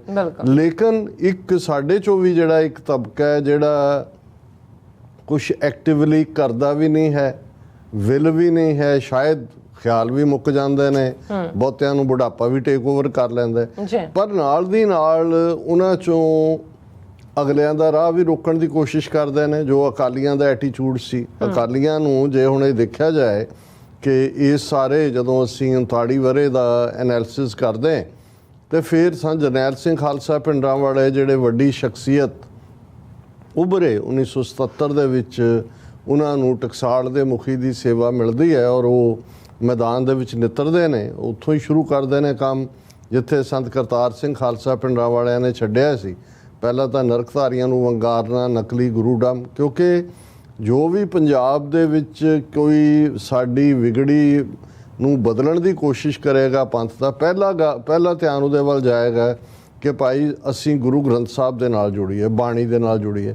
ਫਿਰ ਉਹਦੇ ਸਾਹਮਣੇ ਹੁੰਦਾ ਵੀ ਚੈਲੰਜ ਕਿੱਥੋਂ ਆ ਰਿਹਾ, ਨਕਲੀ ਗੁਰੂਡਮ ਬਿਲਕੁਲ ਵੀ ਕਿਹਨੇ ਖੜੇ ਕੀਤੇ। ਰਾਧਾ ਸੁਆਮੀ, ਨਰਕਧਾਰੀ, ਆਸ਼ੂਤੋਸ਼, ਸੌਦਾ ਸਾਧ, ਭਨਿਆਰਾ ਜ਼ਾਹਰ ਹੈ ਉਸ ਸਟੇਟ ਨੇ, ਜਿਸ ਸਟੇਟ ਨੇ ਇੱਕ ਪਾਸੇ ਸਿੱਖਾਂ ਨੂੰ ਕ੍ਰਿਮੀਨਲ ਟ੍ਰਾਈਬ ਐਲਾਨਿਆ, ਜਰਾਇਮ ਪੇਸ਼ਾ ਕਬੀਲਾ, ਤੇ ਨਾਲ ਦੀ ਨਾਲ ਹੀ 1950 ਤੋਂ ਇਹ ਭੇਖੀ ਜਿਹੜੇ ਨਕਲੀ ਗੁਰੂਡਮ ਹੈ ਇਸ ਨੂੰ ਉਤਸ਼ਾਹਤ ਕੀਤਾ। ਇਹਨਾਂ ਨੂੰ ਡਿਪਲੋਮੈਟਿਕ ਰੈੱਡ ਪਾਸਪੋਰਟ ਦਿੱਤੇ ਜਿਹਦੇ ਥੱਲੇ ਔਰ ਇਹਨਾਂ ਨੂੰ ਪੂਰਾ ਪ੍ਰਮੋਟ ਕੀਤਾ ਇਹਨਾਂ ਦੇ ਐਮਬੈਸੀਜ਼ ਮਿਸ਼ਨਸ ਵੱਲੋਂ। ਸੋ ਬੇਸ਼ੱਕ ਸੰਤ ਭਿੰਡਰਾਂਵਾਲਿਆਂ ਦਾ ਜਿਹੜਾ ਫਰਮਾਨ ਉਹ ਇੱਥੇ ਆ ਕੇ ਖਾਲਿਸਤਾਨ ਤੇ ਮੁੱਕਦਾ ਹੈ ਜਦੋਂ ਭਾਰਤੀ ਫੌਜ ਦੇ ਪੈਰ ਦਰਬਾਰ ਸਾਹਿਬ ਦੀ ਹਦੂਦ ਵਿੱਚ ਪਏ, ਖਾਲਿਸਤਾਨ ਦੀ ਨੀਂਹ ਰੱਖੀ ਜਾਵੇਗੀ। ਲੇਕਿਨ ਉਸ ਤੋਂ ਪਹਿਲਾਂ ਉਹਨਾਂ ਨੇ ਕੌਮ ਨੂੰ ਹਰ ਪੱਖੋਂ ਸਜਗ ਕੀਤਾ, ਤਿਆਰ ਕੀਤਾ ਕਿ ਦੇਖੋ ਭਾਈ ਸਾਡੇ ਗੁਰੂ ਇਸ਼ਟ ਦੇ ਬਰਾਬਰ ਕਿਵੇਂ ਇੰਡੀਅਨ ਸਟੇਟ ਜਿਹੜੀ ਹੈ ਔਰ ਉਹਨਾਂ ਦਾ ਮੀਡੀਆ ਔਰ ਸਾਰਾ ਇਹ ਜਿਹੜਾ ਭਾਰਤ ਦਾ ਬਹੁ ਗਿਣਤੀ ਦਾ ਵੱਡਾ ਤਬਕਾ ਉਹ ਖਲੋਤਾ ਹੈ। ਔਰ ਉਹ ਅਸੀਂ ਦੇਖਿਆ ਕਿ 13 ਸਿੰਘਾਂ ਨੂੰ ਜਦੋਂ ਨਰਕਧਾਰੀ ਸ਼ਹੀਦ ਕਰਦੇ ਨੇ ਤੇ ਕਿਵੇਂ ਜਿਹੜੀ ਹੈ ਟੋਟਲ ਪੋਲਰਾਈਜੇਸ਼ਨ ਸਾਹਮਣੇ ਆ ਜਾਂਦੀ ਹੈ, ਜੋ ਅਸੀਂ ਹੁਣ ਵੀ ਭਾਈ ਅੰਮ੍ਰਿਤਪਾਲ ਸਿੰਘ ਔਰ ਉਹਨਾਂ ਦੇ ਸਾਥੀਆਂ ਦੀ ਗ੍ਰਿਫਤਾਰੀ ਮੌਕੇ ਵੀ ਦੇਖਿਆ ਕਿ ਕਿਵੇਂ ਜਿਹੜੇ ਸਾਨੂੰ ਲੱਗਦਾ ਹੁੰਦਾ ਹੈ ਵੀ ਉਹ ਹਮਦਰਦੀ ਕਰਦੇ ਨੇ, ਉਹ ਵੀ ਜਾ ਕੇ ਦੁਸ਼ਮਣ ਦੀ ਲਾਈਨ 'ਚ ਖਲੋ ਜਾਂਦੇ ਨੇ ਜਾਂ ਚੁੱਪ ਕਰ ਜਾਂਦੇ ਨੇ ਜੇ ਬਹੁਤ ਨੇਕੀ ਦਾ ਕੰਮ ਕਰਨ। ਹੁਣ ਇਹ ਵੀ ਐਕਸਪੋਜ਼ ਸਟੇਟ ਹੋਈ। ਫਿਰ ਅਸੀਂ ਦੇਖਦੇ ਹਾਂ ਕਿ ਜੈਨੂਅਨ ਮੰਗਾਂ, ਜਦੋਂ ਕਿ ਸਿੱਖ ਵਿਦਿਨ ਦਾ ਇੰਡੀਅਨ ਸਟੇਟ ਰਹਿ ਕੇ 37 ਸਾਲ ਤਾਂ ਸਟਰਗਲ ਇਹੀ ਸੀ 47 ਤੋਂ 84 ਤੱਕ ਕਿ ਭਾਈ ਸਾਨੂੰ ਇੱਕ ਅਣਖ ਨਾਲ, ਗੈਰਤ ਨਾਲ, ਜਿੱਥੇ ਸਾਡਾ ਧਰਮ ਮਹਿਫੂਜ਼ ਹੋਏ, ਸਾਡੀ ਬੋਲੀ ਮਹਿਫੂਜ਼ ਹੋਏ, ਸਾਡੀ ਤਹਿਜ਼ੀਬ ਮਹਿਫੂਜ਼ ਹੋਏ, ਸਾਡੀ ਸਕਾਫਤ ਜਿਹੜੀ ਸਿੱਖੀ ਵੈਲਿਊਜ਼ ਦੇ ਵਿੱਚ ਓਤ ਪ੍ਰੋਤ ਹੈ ਉਸ ਦੇ ਉੱਤੇ ਗੰਗਾ ਜਮਨੀ ਕਲਚਰ ਦਾ ਪ੍ਰਭਾਵ ਨਾ ਹੋਏ, ਸਾਡੇ ਬੱਚੇ ਬੱਚੀਆਂ ਦੇ ਲਈ ਐਜੂਕੇਸ਼ਨ ਦੇ, ਇੰਪਲੋਇਮੈਂਟ ਦੇ ਰਿਸੋਰਸ ਹੋਣ। ਲੇਕਿਨ ਤੁਸੀਂ ਦੇਖੋਗੇ ਕਿ 47 ਤੋਂ ਬਾਅਦ ਇੰਡੀਅਨ ਸਟੇਟ ਦੀ ਮਨਸ਼ਾ ਤਾਂ ਇਹੀ ਸੀ ਕਿ ਸਿੱਖ ਕੌਮ ਨੂੰ ਹੀ ਤਬਾਹ ਬਰਬਾਦ ਕਰਨਾ। ਉਹਦੇ ਲਈ ਪੰਜਾਬ ਤਾਂ ਮੈਟਰ ਹੀ ਨਹੀਂ ਸੀ ਕਰਦਾ, ਕਿਉਂਕਿ ਪੰਜਾਬ ਦੇ ਵਿੱਚ ਸਿੱਖ ਵਸਦੇ ਨੇ, ਇਸ ਲਈ ਸਿੱਖਾਂ ਦੀ ਤਬਾਹ ਬਰਬਾਦੀ ਔਰ ਪੰਜਾਬ ਦੀ ਤਬਾਹ ਬਰਬਾਦੀ ਸਿਨੋਨਿਮਸ ਹੈ। ਔਰ ਉਹੀ ਵਰਤਾਰਾ ਅਸੀਂ ਦੇਖਦੇ ਹਾਂ। ਇਹਦੇ ਬਾਵਜੂਦ ਕਿ ਸਭ ਤੋਂ ਜ਼ਿਆਦਾ ਹਮਦਰਦੀ ਕੇਂਦਰ ਦੀ ਪੰਜਾਬ ਦੇ ਨਾਲ ਹੋਣੀ ਚਾਹੀਦੀ ਸੀ 47 ਤੋਂ ਬਾਅਦ। ਬਿਲਕੁਲ ਨਾਟ ਓਨਲੀ ਕਿ ਸਿੱਖ ਕੌਮ ਆ ਕੇ ਜਿਹੜੀ ਹੈ ਉਸਨੇ ਕੁਰਬਾਨੀਆਂ ਕੀਤੀਆਂ ਜਾਂ ਦੂਜਾ, ਜਿਵੇਂ ਅੱਜ ਕਿਸੇ ਦਾ ਕਮੈਂਟ ਸੀ ਸੋਸ਼ਲ ਮੀਡੀਆ ਤੇ, ਉਹਨਾਂ ਖਿਡਾਰੀ ਬੀਬੀਆਂ ਨੂੰ ਔਰ ਮਰਦਾਂ ਨੂੰ ਸੰਬੋਧਨ ਕਰਕੇ ਕਿ ਭਾਈ ਤੁਸੀਂ ਤਾਂ ਅਫਸੋਸ ਕਰ ਰਹੇ ਹੋ ਕਿ ਵੀ ਤੁਸੀਂ ਦੇਸ਼ ਦੇ ਲਈ 5 ਮੈਡਲ ਜਿੱਤੇ, ਜਿਹੜੇ ਮੇਨ 5 ਖਿਡਾਰੀ ਨੇ, ਤੇ ਤੁਹਾਡੇ ਨਾਲ ਅੱਜ ਭਾਰਤ ਇਹ ਸਲੂਕ ਕਰ ਰਿਹਾ। ਉਹਨੂੰ ਕਿਹਾ ਜੀ ਸਿੱਖ ਦੱਸੋ ਕੀ ਕਹਿਣ ਵੀ ਤੁਹਾਨੂੰ ਅਸੀਂ ਆਜ਼ਾਦ ਕਰਾਉਣ ਲਈ ਕਿੰਨੇ ਸਿਰ ਦਿੱਤੇ ਤੇ ਤੁਸੀਂ ਸਾਡੇ ਨਾਲ ਕੀ ਸਲੂਕ ਕਰ ਰਹੇ ਹੋ। ਕਿ ਬਈ ਇਹ ਜੇ ਤੁਸੀਂ ਸਮਝਣ ਦੀ ਕੋਸ਼ਿਸ਼ ਕਰੋ ਤੇ ਫਿਰ ਉਹ ਸਮਝ ਆ ਜਾਂਦੀ ਹੈ ਕਿ ਵੀ 40% ਸਿੱਖ ਪਨਾਹਗੀਰ ਬਣੀ ਹੋਈ ਹੈ, ਰਿਫਿਊਜੀ ਹੈ, ਲੱਖਾਂ ਮਰਵਾਏ ਨੇ, ਸਦੀਆਂ ਤੋਂ ਜਿਹੜੇ ਘਰ ਸੀ ਉਹਨੂੰ ਛੱਡਿਆ ਤੇ ਇੱਧਰ ਆਂਦੇ ਆ ਅਸੀਂ ਜਰਾਇਮ ਪੇਸ਼ਾ ਹੈ। ਔਰ ਕਿਵੇਂ ਫਿਰ ਟ੍ਰੀਟ ਕੀਤਾ ਸਟੇਟ ਨੇ, ਇਹਦੇ ਬਾਵਜੂਦ ਕਿ ਪੰਜਾਬ ਹੀ ਕੱਟਿਆ ਵੱਢਿਆ ਗਿਆ। ਜਦੋਂ ਅਸੀਂ 47 ਦੀ ਗੱਲ ਕਰਦੇ ਹਾਂ, ਯੂਪੀ ਬਿਹਾਰ ਚੋਂ ਮਾਈਗ੍ਰੇਸ਼ਨ ਤਾਂ ਹੋਈ ਥੋੜੀ ਬਹੁਤ, ਜਿਹੜੇ ਉਧਰ ਨੂੰ ਚਲੇ ਗਏ ਮਹਾਜਰ ਜਿਨ੍ਹਾਂ ਨੂੰ ਕਹਿੰਦੇ ਨੇ, ਲੇਕਿਨ ਜਿਹੜੇ ਵਰਸਟ ਇਫੈਕਟਡ ਸੀ ਉਹ ਪੰਜਾਬ ਬੰਗਾਲ ਸੀ। ਬੰਗਾਲ ਦੇ ਵਿੱਚ ਵੀ ਉਸ ਲੈਵਲ ਤੇ ਨਹੀਂ ਹੋਇਆ, ਕਿਉਂਕਿ ਅੱਜ ਵੀ ਜੇ ਤੁਸੀਂ ਬੰਗਾਲ ਦਾ ਦੇਖੋ, ਜਿਹੜਾ ਵੈਸਟ ਬੰਗਾਲ ਹੈ, ਹਰ ਤੀਸਰਾ ਬੰਗਾਲੀ ਮੁਸਲਮਾਨ ਹੈ। 33% ਪੋਪੂਲੇਸ਼ਨ ਵੈਸਟ ਬੰਗਾਲ ਦੀ ਮੁਸਲਮਾਨ ਹੈ। ਇਸੇ ਤਰ੍ਹਾਂ ਬੇਸ਼ੱਕ ਬਾਅਦ ਦੇ ਵਿੱਚ ਹੁਣ ਤੱਕ ਵੀ ਹਿਜਰਤ, ਜਿਹੜਾ ਬੰਗਲਾਦੇਸ਼ ਬਣਿਆ ਜਾਂ ਉਦੋਂ ਈਸਟ ਬੰਗਾਲ ਸੀ, ਜਦੋਂ ਕਿ ਪਾਕਿਸਤਾਨ ਦਾ ਹਿੱਸਾ ਸੀ ਉਹ, ਤੇ ਉਹਦੇ 'ਚ ਵੀ millions and millions of Hindu ਜਿਹੜੇ ਨੇ ਉਹ ਉੱਥੇ ਰਹੇ। ਹਾਲਾਂਕਿ ਹੋਇਆ ਹਿੰਸਾ ਹੋਈ ਬੰਗਾਲ 'ਚ, ਪਰ ਉਸ ਲੈਵਲ ਦੀ ਨਹੀਂ ਹੈ। ਪੰਜਾਬ ਦੇ ਵਿੱਚ ਤਾਂ ਤੁਸੀਂ ਦੇਖੋ ਕਿ ਦੋਵੇਂ ਪਾਸੇ, ਇੱਧਰ ਅਸੀਂ ਬਿਲਕੁਲ ਐਥਨਿਕ ਕਲੀਨਜ਼ਿੰਗ ਕੀਤੀ ਮੁਸਲਮਾਨਾਂ ਦੀ, ਇੱਕ ਮਲੇਰਕੋਟਲੇ ਨੂੰ ਛੱਡ ਕੇ, ਤੇ ਉਧਰ ਜਿਹੜਾ ਬਿਲਕੁਲ ਰਾਵੀ ਤੋਂ ਲੈ ਕੇ ਤੇ ਅਟਕ ਤੱਕ ਜਿਹੜਾ ਉਹ ਬਿਲਕੁਲ ਸਿੱਖਾਂ ਦੀ ਸਫਾਈ ਕਰਤੀ ਗਈ। ਔਰ ਇਸ ਸਾਰੇ ਦੇ ਚੱਲਦੇ ਆ ਸਭ ਤੋਂ ਜ਼ਿਆਦਾ ਹਮਦਰਦੀ ਸਟੇਟ ਦੀ ਹੋਣੀ ਚਾਹੀਦੀ ਸੀ, ਇੰਡੀਅਨ ਦੀ, ਕਿ ਭਾਈ ਇਹਨਾਂ ਨੂੰ ਅਸੀਂ ਵਾਪਸ ਪੈਰਾਂ ਤੇ ਖੜਾ ਕਰਨਾ। ਪਰ ਤੁਸੀਂ ਉਹ ਦੇਖੋਗੇ ਕਿ ਜੇ ਉਹ 100 ਕਿੱਲਾ ਕੋਈ ਜ਼ਮੀਨ ਦਾ ਛੱਡ ਕੇ ਆਇਆ ਸੀ ਤਾਂ ਉਹਨਾਂ ਨੇ ਕਿਹਾ ਜੀ ਨਹੀਂ ਇੱਥੋਂ ਜਿਹੜੇ ਮੁਸਲਮਾਨ ਗਏ ਨੇ ਉਹਨਾਂ ਕੋਲ ਤਾਂ ਜ਼ਮੀਨਾਂ ਨਹੀਂ ਸੀ, ਔਰ ਬਾਕੀ ਥਾਂ ਤੇ ਅਸੀਂ ਤੁਹਾਡਾ ਕਲੇਮ ਐਡਜਸਟ ਨਹੀਂ ਕਰਨਾ, ਉਨਾ ਹੀ ਜਿਹੜਾ 1/3 ਆਲਮੋਸਟ 12-13 ਜ਼ਿਲ੍ਹੇ ਪੰਜਾਬ ਦੇ ਸੀ ਉਹਦੇ 'ਚ ਕਰਨਾ ਹੈ, ਤੇ ਰੁਪਈਏ ਦੀ ਤੁਹਾਨੂੰ ਚਵਾਨੀ ਮਿਲੇਗੀ। ਇੱਥੋਂ ਸ਼ੁਰੂ ਹੋ ਜਾਂਦੀ ਹੈ ਗੱਲ ਕਿ ਜਿਹੜੇ ਕਲੇਮ ਨੇ ਉਹ ਵੀ ਔਰ ਇਵੇਂ ਟੁੱਟ ਭੱਜ ਕੇ ਦਿੱਤੇ ਗਏ, ਕੋਈ ਕਿੱਲਾ ਇੱਥੇ ਹੈ, ਕੋਈ ਉੱਥੇ ਹੈ। ਕਿਉਂਕਿ ਜਿਹੜਾ ਈਸਟ ਪੰਜਾਬ ਅੱਜ ਹੈ ਉਹ ਇੰਡੀਅਨ ਆਕੂਪਾਈਡ ਪੰਜਾਬ, ਉਸ ਵੇਲੇ ਤਾਂ ਨਾ ਕੋਈ ਨਹਿਰੀ ਸਿਸਟਮ ਉਸ ਲੈਵਲ ਦਾ ਸੀ, ਨਾ ਹੀ ਕੋਈ ਹੋਰ ਟਿਊਬਵੈਲ ਦਾ ਕਾਨਸੈਪਟ ਤਾਂ ਬਾਅਦ 'ਚ ਆਇਆ। ਸੋ ਮਤਲਬ ਇਹ ਹੈ ਵੀ ਉਹਨਾਂ ਨੇ ਜਿੱਥੇ ਕਿ ਜਿਹੜਾ ਹਿੰਦੂ ਵੈਸਟ ਪੰਜਾਬ ਦਾ ਆਂਦਾ ਉਹ ਦਿੱਲੀ ਤੋਂ ਲੈ ਕੇ ਅੰਬਾਲੇ ਤੱਕ ਜਿਹੜੀਆਂ ਕੀ ਪ੍ਰਾਪਰਟੀਜ਼ ਨੇ ਜਾਂ ਦੂਜੀਆਂ ਨੇ ਉਹਨਾਂ ਨੂੰ ਕਲੇਮ ਦੇ ਵਿੱਚ ਸੈਟਲ ਕਰ ਲਿਆ ਜਾਂਦਾ। ਲੇਕਿਨ ਸਿੱਖਾਂ ਦੇ ਨਾਲ ਵਿਤਕਰੇ ਦੀ ਲਾਈਨ ਉੱਥੋਂ ਹੀ ਸ਼ੁਰੂ ਹੋ ਜਾਂਦੀ ਹੈ। ਕਨਸਟੀਟਿਊਸ਼ਨਲੀ ਅਸੀਂ ਕੱਲ੍ਹ ਵੀ ਗੱਲ ਕੀਤੀ ਸੀ ਕਿ ਭਾਈ ਅਸੀਂ ਤਾਂ ਬਾਕੀਆਂ ਨੂੰ ਤਾਂ ਹੁਣ ਲੱਗਦਾ ਵੀ ਸਾਵਰਕਰ ਦੀ ਨੀਤੀ ਲਾਗੂ ਹੋਈ ਹੈ, ਸਾਡੇ ਨਾਲ ਤਾਂ ਉਦੋਂ ਹੀ ਉਹਨਾਂ ਨੇ ਆਰਟੀਕਲ 25(b) ਦੇ ਥੱਲੇ ਸਾਨੂੰ ਜਿਹੜਾ ਉਹ ਹਿੰਦੂ ਬਣਾ ਦਿੱਤਾ ਸੀ। ਜਿਹੜਾ ਕੰਮ 18ਵੀਂ ਸਦੀ 'ਚ 1 ਸਦੀ ਅਸੀਂ ਲੜੇ, ਬੇਸ਼ੱਕ ਮੁਗਲ ਵੀ, ਅਫਗਾਨ ਵੀ ਇਸਲਾਮ ਨੂੰ ਯਕੀਨ ਰੱਖਣ ਵਾਲੇ ਸੀ। ਇੱਕ ਅੰਦਾਜ਼ੇ ਮੁਤਾਬਕ ਸਰ ਕਪੂਰ ਸਿੰਘ 2 ਲੱਖ ਦੇ ਕਰੀਬ ਸ਼ਹਾਦਤਾਂ ਦੀ ਗੱਲ ਕਰਦੇ ਨੇ 1699 ਤੋਂ 1799 ਤੱਕ। ਪਰ 1 ਸਦੀ 'ਚ ਜਿੱਥੇ ਕਿ ਮੁਗਲ ਔਰ ਅਫਗਾਨ ਜੋ ਕੰਮ ਨਹੀਂ ਕਰ ਸਕੇ, ਉਹ ਸਿੱਖਾਂ ਦਾ ਮਜ਼ਹਬ ਜਿਹੜਾ ਹੈ ਉਹਨਾਂ ਦਾ ਵਿਕੁਲ ਇਤਰਾਪਨ ਜਾਂ ਵੱਖਰਾਪਨ ਜਾਂ ਉਹਨਾਂ ਦੀ ਹੋਂਦ ਨੂੰ ਖਤਮ ਨਹੀਂ ਕਰ ਸਕੇ, ਰਾਦਰ ਸਿੱਖ ਰਾਜ ਭਾਗ ਦੇ ਵਾਰਸ ਬਣੇ। ਤੇ ਇਹਨਾਂ ਨੇ ਤਾਂ with the stroke of the pen ਕਰ ਦਿੱਤਾ। ਤੁਸੀਂ ਹੁਣ 75 ਸਾਲ ਤੋਂ ਮੰਗ ਕਰੀ ਜਾਓ ਕਿ ਜੀ ਅਸੀਂ ਜਿਹੜਾ ਸਾਡਾ ਵੱਖਰਾ ਧਰਮ ਹੈ, ਉਹ ਕਹਿੰਦਾ ਜੀ ਤੁਹਾਡਾ ਤਾਂ ਆਰਟੀਕਲ 25(b) ਵੀ ਤੁਹਾਨੂੰ ਹਿੰਦੂ ਬਣਾਉਂਦਾ ਹੈ। ਹਿੰਦੂ ਸਕਸੈਸ਼ਨ ਐਕਟ ਦੇ ਥੱਲੇ, ਤੁਹਾਡੇ ਪੁਰਖਿਆਂ ਦੀ ਹਿੰਦੂ ਮੈਰਿਜ ਐਕਟ ਦੇ ਥੱਲੇ ਤੁਸੀਂ ਵਿਆਹ ਰਜਿਸਟਰ ਕਰਾ ਕੇ ਆਉਂਦੇ ਹੋ। ਸੋ ਸਾਡੇ ਨਾਲ, ਕਿਉਂਕਿ ਇਹ ਸਮਝਣਾ ਜ਼ਰੂਰੀ ਹੈ ਕਿ ਜਿਹੜੇ ਲੋਕ ਅੱਜ ਵੀ ਸਿੱਖਾਂ 'ਚ ਵੀ ਜਿਨ੍ਹਾਂ ਨੂੰ ਖਾਲਿਸਤਾਨ ਕਈਆਂ ਨੂੰ ਐਲਰਜੀ ਕਰਦਾ ਹੈ, ਕਈਆਂ ਦੇ ਮੂੰਹ 'ਚ ਫਸ ਜਾਂਦਾ ਹੈ, ਕਈਆਂ ਦੇ ਲਈ ਇਹ ਇੱਕ ਜਿਹੜਾ ਉਹ ਬਿਲਕੁਲ ਇੱਕ ਵਿਰੋਧ ਖੁੱਲ੍ਹ ਕੇ ਕਰਦੇ ਨੇ ਕਿ ਭਾਈ ਕੋਈ ਵੀ ਕਿਸੇ ਥਾਂ ਤੇ ਬੈਠ ਕੇ ਜਿਹੜੇ ਵਿਚਾਰਵਾਨ ਨੇ ਜੇ ਇਸ ਦੇ ਉੱਤੇ ਵਿਚਾਰ ਕਰਨਗੇ ਤੇ ਉਹ ਇਸੇ ਸਿੱਟੇ ਤੇ ਪਹੁੰਚਣਗੇ ਕਿ ਵੀ ਅਸੀਂ ਤਾਂ ਹਰ ਹੀਲਾ ਕੀਤਾ ਕਿ ਉਸ ਸਿਸਟਮ ਦੇ ਵਿੱਚ ਅਸੀਂ ਲੀਡਰਸ਼ਿਪ ਸਾਡੀ ਨੇ 47 ਦੇ ਵਿੱਚ ਇੱਕ ਵੱਡਾ ਗੁਨਾਹ ਕੀਤਾ। ਉਹ ਅਸੀਂ ਅਕਸਰ ਗੱਲ ਕਰਦੇ ਹਾਂ, ਉਹਨੂੰ ਮੈਂ ਰਿਪੀਟ ਨਹੀਂ ਕਰਾਂਗਾ, ਪਰ ਕੀਤਾ ਤਾਂ ਗੁਨਾਹ ਇਸ ਲਈ ਕਿ ਉਹਨਾਂ ਨੇ ਇਤਬਾਰ ਕੀਤਾ ਗਾਂਧੀ, ਨਹਿਰੂ, ਪਟੇਲ, ਇਹ ਸਾਰੀ ਕਲਾਸ ਦੇ ਉੱਤੇ। ਜਦੋਂ ਇਹਨਾਂ ਨੇ ਆਪਣੇ ਉਹਦੇ ਤੋਂ ਹੀ ਬਿਟਰੇ ਕੀਤਾ, ਫਿਰ ਵੀ ਉਹਨਾਂ ਨੇ ਕੋਈ ਰਾਈਟ ਵੇ ਤਾਂ 47 ਤੋਂ ਬਾਅਦ ਸਿੱਖਾਂ ਨੇ ਖਾਲਿਸਤਾਨ ਦੀ ਮੰਗ ਨਹੀਂ ਕੀਤੀ। ਉਦੋਂ ਉਹਨਾਂ ਨੇ ਠੀਕ ਹੈ ਕਨਸਟੀਟਿਊਸ਼ਨ ਤੇ ਦਸਤਖਤ ਨਹੀਂ ਕੀਤੇ ਕਿ ਭਾਈ ਅਸੀਂ ਨਹੀਂ ਕਰ, ਲੇਕਿਨ ਫਿਰ ਵੀ ਉਹਨਾਂ ਨੇ ਇਲੈਕਸ਼ਨਾਂ ਵੀ ਲੜੀਆਂ, ਸਿਸਟਮ ਨੂੰ ਦੇ ਵਿੱਚ ਵੀ ਆ ਕੇ ਜਿਹੜੀ ਹੈ ਸ਼ਾਂਤਮਈ ਅੰਦਾਜ਼ ਦੇ ਵਿੱਚ ਗੱਲ ਕੀਤਾ। ਪਰ ਜਿਹੜਾ ਪੰਜਾਬ ਦੇ 29 ਜ਼ਿਲ੍ਹਿਆਂ ਚੋਂ ਸਿਰਫ 13 ਜ਼ਿਲ੍ਹੇ ਹੀ ਰਹਿ ਗਏ ਸੀ। ਜਦੋਂ ਤੱਕ ਪੰਜਾਬੀ ਸੂਬਾ ਬਣਾਉਣ ਲਈ ਮੰਨਦੇ ਨੇ, ਤੁਸੀਂ ਦੇਖਦੇ ਹੋ ਕਿ ਪੰਜਾਬ ਤੋਂ ਵੱਡਾ ਹਰਿਆਣਾ ਤੇ ਉਸ ਤੋਂ ਵੀ ਵੱਡਾ ਹਿਮਾਚਲ ਕ੍ਰੀਏਟ ਕਰ ਦਿੱਤਾ ਜਾਂਦਾ ਹੈ। ਪੰਜਾਬ ਨੂੰ ਬਿਲਕੁਲ ਜਿਹੜਾ ਹੈ ਉਹ 50,400 ਸਕੁਅਰ ਕਿਲੋਮੀਟਰ ਦੇ ਨੇੜੇ ਤੇੜੇ ਟੈਰੀਟਰੀ ਦੇ ਵਿੱਚ ਫਿੱਟ ਕਰ ਦਿੱਤਾ ਜਾਂਦਾ ਹੈ। ਅੱਛਾ, ਉਹਨੂੰ ਵੀ ਅੱਗੋਂ ਖੋਰਾ ਲਾਉਣ ਦੇ ਲਈ ਚੰਡੀਗੜ੍ਹ ਇਸ ਲਈ ਪੰਜਾਬ ਤੋਂ ਖੋਇਆ ਵੀ ਗਿਆ, ਔਰ ਬਾਰ-ਬਾਰ ਜਦੋਂ ਚੰਡੀਗੜ੍ਹ ਦੇਣ ਦੀ ਗੱਲ ਕੀਤੀ ਤੇ ਕਿਹਾ ਗਿਆ ਜੀ ਅਬੋਹਰ ਫਾਜ਼ਿਲਕਾ ਫਿਰ ਹਰਿਆਣੇ ਨੂੰ ਦੇ ਦਿਓ। ਹੁਣ ਅਬੋਹਰ ਫਾਜ਼ਿਲਕਾ ਕਿਉਂ ਹਰਿਆਣੇ ਨੂੰ ਦੇਣੀਆਂ ਨੇ? ਇਸ ਲਈ ਕਿਉਂਕਿ ਉਸ ਰਾਹੀਂ ਤੁਹਾਡਾ ਰਾਜਸਥਾਨ ਨਾਲ ਲਿੰਕ ਲੱਗਦਾ। ਜੇ ਅਬੋਹਰ ਫਾਜ਼ਿਲਕਾ ਜਿਹੜੇ ਨੇ ਤਹਿਸੀਲਾਂ ਹੁਣ ਤਾਂ ਜ਼ਿਲ੍ਹੇ ਬਣਾ ਦਿੱਤੇ ਨੇ, ਇਹ ਹਰਿਆਣੇ ਨੂੰ ਜਾਣ ਤੇ ਤੁਹਾਡਾ ਰਾਜਸਥਾਨ ਤੋਂ ਲਿੰਕ ਟੁੱਟ ਜਾਂਦਾ ਹੈ।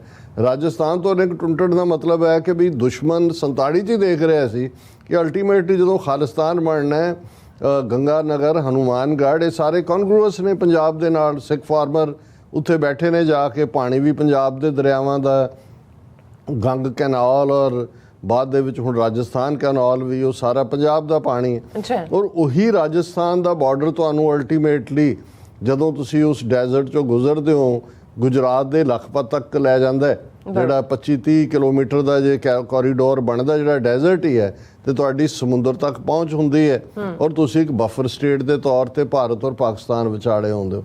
ਸੋ ਜਿਹੜੀ ਅਸੀਂ ਲੜਾਈ ਤਾਂ ਲੜ ਰਹੇ ਸੀ ਕਿ ਭਾਈ ਅਸੀਂ ਇਸ ਖਿੱਤੇ ਦੇ ਵਿੱਚ, ਪੰਜਾਬ ਦੇ ਵਿੱਚ ਇੱਕ ਪ੍ਰੋਸਪਰਸ ਕਮਿਊਨਿਟੀ ਦੇ ਤੌਰ ਤੇ ਇੱਕ ਰੋਲ ਮਾਡਲ ਬਣੀਏ। ਔਰ ਉਹਦੇ 'ਚ ਕੋਈ ਸ਼ੱਕ ਨਹੀਂ ਹੈ ਕਿ ਇਹ ਜਿਹੜਾ ਵੀਟ ਡੈਫਿਸਿਟ ਪੰਜਾਬ ਸੀ, ਐਗਰੀਕਲਚਰ ਪੱਖੋਂ ਬਿਲਕੁਲ ਪਛੜਿਆ ਹੋਇਆ। 47 'ਚ ਸਿੱਖ ਆਉਂਦੇ ਨੇ ਤੇ 1964-65 ਤੱਕ ਪਹੁੰਚਦੇ ਆ। ਗ੍ਰੀਨ ਰੈਵੋਲੂਸ਼ਨ ਦੇ ਨਾਂ ਥੱਲੇ ਸਭ ਤੋਂ ਵੱਡੀ ਜਿਹੜੀ ਕੰਟਰੀਬਿਊਸ਼ਨ ਆ ਉਹ ਪੰਜਾਬ ਦੀ। ਉਹ ਭਾਰਤ ਜਿਹਨੂੰ ਅਮਰੀਕਾ ਦੀ ਲਾਲ ਕਣਕ ਜਾਂਦੀ ਸੀ, ਮੈਨੂੰ ਯਾਦ ਹੈ ਘਰਾਂ 'ਚ ਸਾਡੇ ਵੀ ਕਦੇ ਕਦੇ ਰੋਟੀ ਪੱਕਦੀ ਸੀ ਤੇ ਉਹ ਤੁਹਾਡਾ ਖਾਣ ਨੂੰ ਜੀ ਨਹੀਂ ਸੀ ਕਰਦਾ। ਉਹੀ ਇੱਥੋਂ ਜਿਹੜੀ ਉਹਨਾਂ ਨੇ, ਔਰ ਉਦੋਂ ਇਹ ਅਸੀਂ ਸੁਣਦੇ ਹੁੰਦੇ ਸੀ ਕਿ ਅਮਰੀਕਾ ਵਾਲੇ ਜੇ ਵੱਧ ਜਾਏ ਤੇ ਉਹ ਸਮੁੰਦਰ 'ਚ ਸੁੱਟ ਦਿੰਦੇ ਨੇ ਕਿ, ਪਰ ਉਹ ਅਦਰਵਾਈਜ਼ ਮਾਰਕੀਟ 'ਚ ਭਾਅ ਨਹੀਂ ਹੁੰਦਾ, ਉਹ ਉਹਨਾਂ ਨੂੰ ਡੋਨੇਟ ਕਰ ਦਿੰਦੇ ਸੀ, ਮੰਗਣ ਆਉਂਦੇ ਹੁੰਦੇ ਸੀ ਉਹਨਾਂ ਦੇ ਪ੍ਰਾਈਮ ਮਿਨਿਸਟਰ। ਪਰ ਉਸੇ ਹੀ ਪੰਜਾਬ ਦੇ ਸਿੱਖ ਫਾਰਮਰਸ ਨੇ ਜੀ ਜਾਨ ਮਾਰ ਕੇ ਉਸ ਧਰਤੀ ਨੂੰ ਜਿਹੜਾ ਅੱਜ ਵੀਟ ਇੰਡੀਆ ਐਕਸਪੋਰਟ ਕਰਨ ਦੀ ਗੱਲ ਕਰਦਾ। ਔਰ ਅੱਜ ਵੀ ਆ ਜਿਹੜਾ ਲੇਟੈਸਟ ਈਅਰ ਹੈ 60% ਤੋਂ ਦੇ ਕਰੀਬ ਜਿਹੜਾ ਵੀਟ ਹੈ ਉਹ ਸੈਂਟਰਲ ਪੂਲ ਦੇ ਵਿੱਚ ਪੰਜਾਬ ਦੀ ਹੈ, 40% ਰਾਈਸ ਹੈ। ਹੁਣ ਇਹ ਮੈਂ ਵਾਰ-ਵਾਰ ਇਸ ਲਈ ਦੁਹਰਾ ਰਿਹਾ ਕਿ ਭਾਈ ਹੁੰਦਾ ਇਹ ਹੈ ਕਿ ਜੇ ਕੋਈ ਬੱਚਾ ਚੰਗਾ ਕੰਮ ਕਰਦਾ ਹੈ ਤੇ ਉਹਨੂੰ ਟੀਚਰ ਸ਼ਾਬਾਸ਼ ਵੀ ਦਿੰਦਾ ਹੈ, ਉਹਦਾ ਵਸ ਚੱਲੇ ਉਹਨੂੰ ਰਿਵਾਰਡ ਵੀ ਦਿੰਦਾ ਹੈ। ਤੇ ਇੱਥੇ ਇਹ ਹੁੰਦਾ ਗਿਆ ਵੀ ਅਸੀਂ ਬੀਬੇ ਬੱਚੇ ਬਣਦੇ ਚਲੇ ਗਏ। ਆਜ਼ਾਦੀ ਲੈਣ ਦੇ ਲਈ ਵੀ ਹੋਇਆ ਜੀ, ਸਾਨੂੰ ਸਰਦਾਰ ਬਹਾਦਰ ਔਰ ਇਹ ਉਹ ਅਕਾਲੀਆਂ ਨੂੰ ਇਹ ਕਹਿ ਕੇ, ਜੇ ਤੁਸੀਂ ਉਸ ਜ਼ਮਾਨੇ ਦੀਆਂ ਕਵਿਤਾਵਾਂ ਪੜ੍ਹੋ ਕਿ ਵੀ ਭਾਰਤ ਕਾ ਝੰਡਾ ਅਬ ਤੁਮਾਰੇ ਹੱਥ ਮੇਂ ਅਕਾਲੀ ਹੋ, ਜਦੋਂ ਗੁਰਦੁਆਰਾ ਮੂਵਮੈਂਟ ਫਤਿਹ ਹੋਈ, ਗਾਂਧੀ ਨੇ ਜਿਹੜਾ ਟੈਲੀਗ੍ਰਾਮ ਕੀਤੀ ਕਿ you have won the first battle of freedom of India. So ਅਸੀਂ ਬੀਬੇ ਬੱਚੇ ਬਣਨ ਤੇ ਹੀ ਰਹੇ। ਉਦੋਂ ਵੀ ਬੀਬੇ ਬੱਚੇ ਬਣਾ ਕੇ ਇਹਨਾਂ ਨੇ ਸਾਥੋਂ ਜਿਹੜਾ ਉਹ ਸਾਡੇ ਅਸੀਂ ਕੁਰਬਾਨ ਕੀਤੇ। 47 ਤੋਂ ਬਾਅਦ ਵੀ ਅਸੀਂ ਗੁੱਡ ਬਾਏ 62 ਦੇ ਵਿੱਚ ਵੀ ਮਰਨ ਲਈ ਚੀਨ ਦੇ ਮੂਹਰੇ, ਤੁਸੀਂ ਸਕੂਲਾਂ ਦੇ ਵਿੱਚੋਂ ਤਸਵੀਰਾਂ ਲੱਗਦੀਆਂ ਹੁੰਦੀਆਂ ਸੀ, ਸੂਬੇਦਾਰ ਜੋਗਿੰਦਰ ਸਿੰਘ, ਪਰਮਵੀਰ ਚੱਕਰ ਔਰ ਸਪਾਈ ਕੇਵਲ ਸਿੰਘ, ਮਹਾਵੀਰ। ਅਸੀਂ ਵੀ ਕਹਿਣਾ ਕਿ ਵੀ ਵਾਹ ਵਾਹ ਵਾਹ। ਉਹੀ ਗੱਲ ਫਿਰ 65 ਦੇ ਵਿੱਚ ਕਿ ਭਾਈ ਜਦੋਂ ਤੁਹਾਨੂੰ ਉਹਨਾਂ ਨੇ ਧੱਕਿਆ, ਪੰਜਾਬ ਦੇ ਬਾਰਡਰਾਂ ਤੇ ਹੀ ਲੜਾਈ ਲੜੀ ਗਈ ਔਰ ਜਿਸ ਕਿਸਮ ਦਾ ਉਹ ਸਾਰਾ ਪਾਠ ਹੋਇਆ। ਸੋ ਅਸੀਂ ਕਦੇ ਵੀ ਇਸ ਗੱਲ ਨੂੰ ਸਮਝਣ ਦੀ, ਇੱਕ ਸਾਡੇ ਵੱਡੇ ਤਬਕੇ ਨੇ, ਸਰ ਕਪੂਰ ਸਿੰਘ ਵਰਗੇ ਜਾਂ ਕੁਛ ਹੋਰ ਜਿਨ੍ਹਾਂ ਨੂੰ ਇਹ ਸਮਝ ਸੀ ਕਿ ਵੀ ਇਹ ਗੱਲ ਕਿਸ ਡਾਇਰੈਕਸ਼ਨ 'ਚ ਹੈ, ਉਹ ਵਾਰਨ ਕਰਦੇ ਰਹੇ। ਔਰ ਇਹਨਾਂ ਨੇ ਪੰਜਾਬ 66 'ਚ ਫਿਰ ਕੱਟਿਆ 3 ਹਿੱਸਿਆਂ ਦੇ ਵਿੱਚ। ਔਰ ਜੋ ਕੁਝ ਸੀ ਉਹ ਵੀ ਜਦੋਂ ਤੁਸੀਂ ਪੰਜਾਬ ਰੀਆਰਗੇਨਾਈਜੇਸ਼ਨ ਐਕਟ ਦੇਖਦੇ ਹੋ, ਉਹਦੀਆਂ ਧਾਰਾਵਾਂ 78, 79, 80 ਤੇ ਤੁਹਾਡੇ ਤੋਂ ਤੁਹਾਡਾ ਪਾਣੀ ਵੀ ਖੋਹ ਲਿਆ। ਔਰ ਤੁਹਾਨੂੰ ਉਹਨਾਂ ਨੇ ਬਿਲਕੁਲ ਅੱਜ ਵੀ ਕਿੰਨੀਆਂ ਸਾਂਝੀਆਂ ਕੜੀਆਂ ਨੇ, ਤੁਹਾਡੇ ਕੋਲ ਆਪਣਾ ਹਾਈ ਕੋਰਟ ਵੀ ਨੇ। ਤੁਸੀਂ ਕਿਉਂ ਜਿਹੀ ਸਟੇਟ ਹੈ ਕਿ ਵੀ ਹਿਮਾਚਲ ਨਿੱਕੀ ਜਿਹੀ ਸਟੇਟ ਹੈ, ਅਰੁਣਾਚਲ, ਮੇਘਾਲਿਆ ਨਿੱਕੀਆਂ ਨਿੱਕੀਆਂ ਸਟੇਟਸ ਨੇ, ਕੁਛ ਮਿਲੀਅਨ ਦੀ ਪਾਪੂਲੇਸ਼ਨ ਵਾਲੀਆਂ, ਲੇਕਿਨ ਅੱਜ ਵੀ Punjab and Haryana high court ਹੈ, ਤੁਹਾਡੇ ਕੋਲ ਹਾਈ ਕੋਰਟ ਵੀ ਨਹੀਂ ਹੈ, ਤੁਹਾਡੇ ਕੋਲ ਤੁਹਾਡੀ ਰਾਜਧਾਨੀ ਵੀ ਨਹੀਂ ਹੈ, ਬਿਲਕੁਲ ਤੁਹਾਡੇ ਕੋਲ ਤੁਹਾਡਾ ਆਪਣੇ ਜਿਹੜੇ ਪਾਣੀ ਇੱਕੋ ਇੱਕ ਕੁਦਰਤੀ ਰਿਸੋਰਸ ਹੈ ਤੁਹਾਡਾ, ਕੋਈ ਉੱਥੇ ਕੋਲਾ, ਸੋਨਾ, ਚਾਂਦੀ, ਕਾਪਰ, ਉਹਦੇ ਕੋਈ ਹੋਰ ਤਾਂ ਨਹੀਂ ਨੇ ਕਿ ਉਹਦੇ ਚੋਂ ਤੁਸੀਂ ਕੱਢਣੇ ਨੇ ਜ਼ਮੀਨ ਚੋਂ। ਅੱਛਾ, ਉਹਦੇ ਤੇ ਵੀ ਤੁਹਾਡਾ ਅੱਧਿਓਂ ਜ਼ਿਆਦਾ ਰਾਜਸਥਾਨ ਨੂੰ, ਬਾਕੀ ਅੱਧ ਚੋਂ ਵੀ ਅੱਧ ਹਰਿਆਣੇ ਨੂੰ ਹੁਣ ਵੀ ਤਿਆਰ ਬੈਠੇ ਨੇ ਕਹਿਣ ਨੂੰ ਕਿ ਭਾਈ ਦਿਓ। ਆ ਭਗਵੰਤ ਮਾਨ ਨੇ ਜਿਹੜਾ ਵਾਧੂ ਪਾਣੀ ਜਿਹਦੇ 'ਚ ਉਹਨਾਂ ਦਾ ਕੋਈ ਹੈ ਹੀ ਨਹੀਂ ਸੀ, ਈਵਨ ਮੇਨ ਫੀਡਰ 'ਚੋਂ ਉਹਨਾਂ ਨੂੰ ਸਰਹੰਦ ਫੀਡਰ 'ਚੋਂ ਦਿੱਤਾ। ਹੁਣ ਇਹ ਜਿਹੜਾ ਸਾਰਾ ਪਾਰਟ ਚੱਲਦੇ ਆ ਧਰਮਯੁੱਧ ਮੋਰਚਾ, ਜਿਵੇਂ ਅਸੀਂ ਰਿਪੀਟਡਲੀ ਇਹ ਰਿਮਾਈਂਡ ਕਰਵਾਇਆ ਸੀ ਕਿ ਉਹ ਵੀ ਅਨੰਦਪੁਰ ਦਾ ਮਤਾ ਲਾਸਟ ਅਟੈਂਪਟ ਸੀ ਕਿ ਵਿਦਨ ਦਾ ਸਿਸਟਮ ਅਸੀਂ ਕੁਛ ਜਿਹਦੇ 'ਚ 3 ਮਹਿਕਮੇ ਸੈਂਟਰ ਆਪਣੇ ਕੋਲ ਰੱਖੇ, ਡਿਫੈਂਸ ਵੀ, ਕਰੰਸੀ ਵੀ, ਫੋਰਨ ਅਫੇਅਰਸ ਵੀ, ਔਰ ਬਾਕੀ ਆਟੋਨਮਸ, ਔਰ ਸਾਰਾ ਟਰੂ ਫੈਡਰਲ ਮਾਡਲ ਜਿਹੜਾ ਭਾਰਤ ਭਰ ਦੇ ਵਿੱਚ ਹੋਏ।